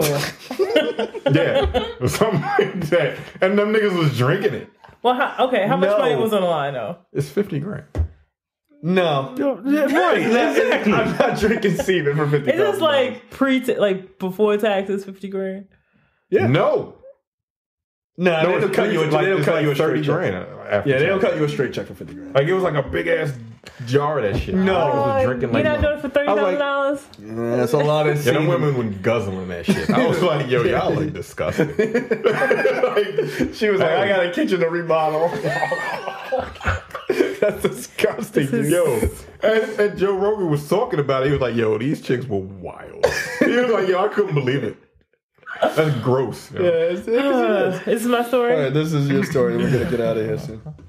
This is way past our bedtime. Yo. Oh, come on, yo. Really, K Beauty, JTD. Okay. Korean beauty ingredient. Yeah, go ahead. Tell us about it, BTS. First of all, BTS, I love you if you're watching this. They are Call not. me RM. They are. 5 of the most shocking K-beauty ingredients and why we should be using them. Ever since K-beauty started to penetrate the Western market, weird, quote unquote, weird ingredients in Korean skincare products have been making the headlines. Naturally, snail slime, bee venom, or donkey milk are not necessarily something that non-Koreans. Right, donkey milk. All right, That's just whatever, yo. That's just. These things are not necessarily something that non-Koreans feel like putting on their faces, and ingredients such as pig collagen or placenta have caused some controversy. But some of these K-beauty gems and their impressive benefits will make you get over your skincare xenophobia. I don't know if I want to call it that. So, okay, hold on a second. I don't ever want to hear a Korean person talk about white people wilding because, Well, what was the thing? Apparently, South Korea has some of the highest beauty standards in the world. I read an article where I was going to say something really good. Don't say something. Now they all look alike. I got nothing. Right. Okay. Well, I think you already covered it. Well, women there are cutting their hair short, and if they do that, they get death threats. Like, there are women out there who are getting death threats for cutting their hair short. You have a newscaster who wore glasses on her during her segment, and people were like, "Oh my God, I can't believe it." That's how Asian culture is wild. So, and y'all ready for Korean. Shang-Chi movie? All right, we'll see how that's gonna work out for you. So snail mucin, I guess. So you can use highly concentrated snail secretion filtrate, which is moisturizing to your skin and has a skin repairing effect, which makes it the perfect weapon to fight against acne scars and sun damage. Snail slime has become one of the staple Korean skincare ingredients, and there's even a K-beauty blog named after it. Well, BTS does it, I'll do it. Bee venom. What? Bee venom? Bee venom wouldn't conjure very pleasant associations in our minds. However, in Korean skincare, it's one of the go-to ingredients because it encourages cell regeneration and boosts the formation of collagen in your skin by basically fooling your skin to think it's been stung by a bee. Oh, that sounds great. great. Just swells your face. So it's basically a natural alternative to Botox. Donkey milk. Oh. A natural alternative to Botox. You shouldn't inject Botox into your face, period. It's poison. I was about to say, isn't it rat poison or some shit like that? It's some sort of poison. Really? Yeah, it's botulism. It's botulism. Yeah, that's what it is. Right. That doesn't sound... It paralyzes the nerves in your face. That's why you don't get that wrinkles. weird ass fucking tight And then look. you're just like... smiling all the goddamn time. You look like for a like goddamn... 10 minutes and then... That doesn't sound awesome at all. So donkey milk is an ingredient that replenishes your skin with protein and fatty acids. Donkey milk is an ingredient that replenishes the donkey race. That's what that shit is. Nasty ass shit. Fuck out of here, man. So basically, donkey milk is supposed to keep you from aging. Because you'll look real good when you're embalmed. You won't age anymore because you'll be dead. Pig collagen. All right, this is the last one. Yeah, so it's supposed to help you boost, make sure that you don't get wrinkles. Thanks, JTD. You get me. Shit. This is all the shit you can be doing out there. I know, I get it. All right, trailers this week, quickly. Let's start with Terrence and go around. Thoughts on the Miss Marvel second trailer? It was fine. Yeah. I wasn't blown away by it. Yeah. But it was fine. I'm going to see it. Yeah. But, I loved it. Just let me know when I can donate my money to the Marvel Foundation. So there you go. I agree with Terrence. It was fine. Not mind-blowing. Thought the space battle scene at the end there looked really good. It was dope when she transformed finally. Yeah. I honestly didn't need the trailer, to be honest with you. I was fine with the teaser. Yeah. My thing is, a lot of people are like, oh, I wasn't, like there, like some sort of notion of like, oh my God, I wasn't like super blown away and everything else. And I'm like, there are three types of trailers. There's a teaser trailer. Mm-hmm. There is the sort of mindless action trailer, which is what this one was mostly. And then there's a story trailer, which is the one that gives you more understanding of what's happening. And that's not going to come out till so it'll come out a month before the movie comes out. Right. Yeah, and I'm like, yeah, this is fine. This is fine. This is to get you interested. What'd you think? I really enjoyed watching her punch that old lady again. Yeah, that was good. I'm very sad to find out that old lady is in fact a Skrull. You just thought it was so funny. Yeah, I just wanted her to just punch just a bunch of... be wrong and just punch an old lady on the train. Just punch a bunch of septuagenarians. Why the fuck not, yo? Jesus. Fuck you, baby boomers. Yeah, I enjoyed it. It looks like a Marvel movie, and that's great. And we gotta come for this shit too.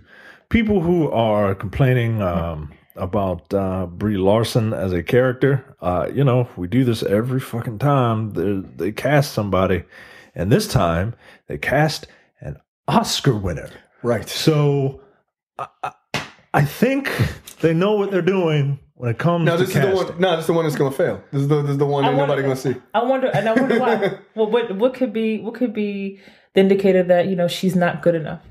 She should probably smile more. Is basically what I'm saying. I mean, this looks. Look, I don't know anything about Captain Marvel, but this looks interesting, and I'm down for it. Yeah. Yep. Absolutely. That cat at some point is definitely going to be a Skrull and is going to fuck Sam Jackson's eye out, right? The cat has like tentacles or some shit, like in the comics. Like the cat is like some sort of monster or some shit. Yeah, it's an alien race, but we'll see. We'll see what happens. Ew. Man, too. And that's all the more reason to not have a fucking cat, man. Yeah, I don't trust it. Like like even the cat. You see the cat? Yeah, like, get the fuck off me, yo! Like what the fuck are you talking? You don't know who the fuck I am. Yeah. And I can't wait to see fucking Captain Marvel go out there and do her shit, man. Like she's got the power of a white hole. Like that's fucking awesome. Yeah, it's gonna be good. I'm interested to see the fact that they changed her origin, which is clear in the trailer. And I think that's because it's hard to make a movie in 2018 about a woman superhero who got all her powers from a man. Oh, I didn't know that. I don't know much about her, so. Yeah. So, Marvel, basically his ship explodes and she gets all her powers from him. So, it's hard to then make a movie where all of her powers are derived from a guy. But can't people just say she takes on a man's power and uses it better than a man? I feel like you've never been on Twitter. I don't before. care. I don't even care. Whatever. I'm seeing the movie. I'm not even going to read. I can't even believe. I'm so glad that she got. My dog is freaking out. I'm so glad that she got more lines in her trailer than a man. Because I remember that being a thing. I thought that was why did Denzel Washington? Jesus fucking Christ! I am ready to go. Yeah. Why did Sam Jackson speak at all? Yeah, because men and women can't be in the same space ever. That's the new standard. All right. Good night, everybody. Good night, y'all. Take it easy. Bye. See ya.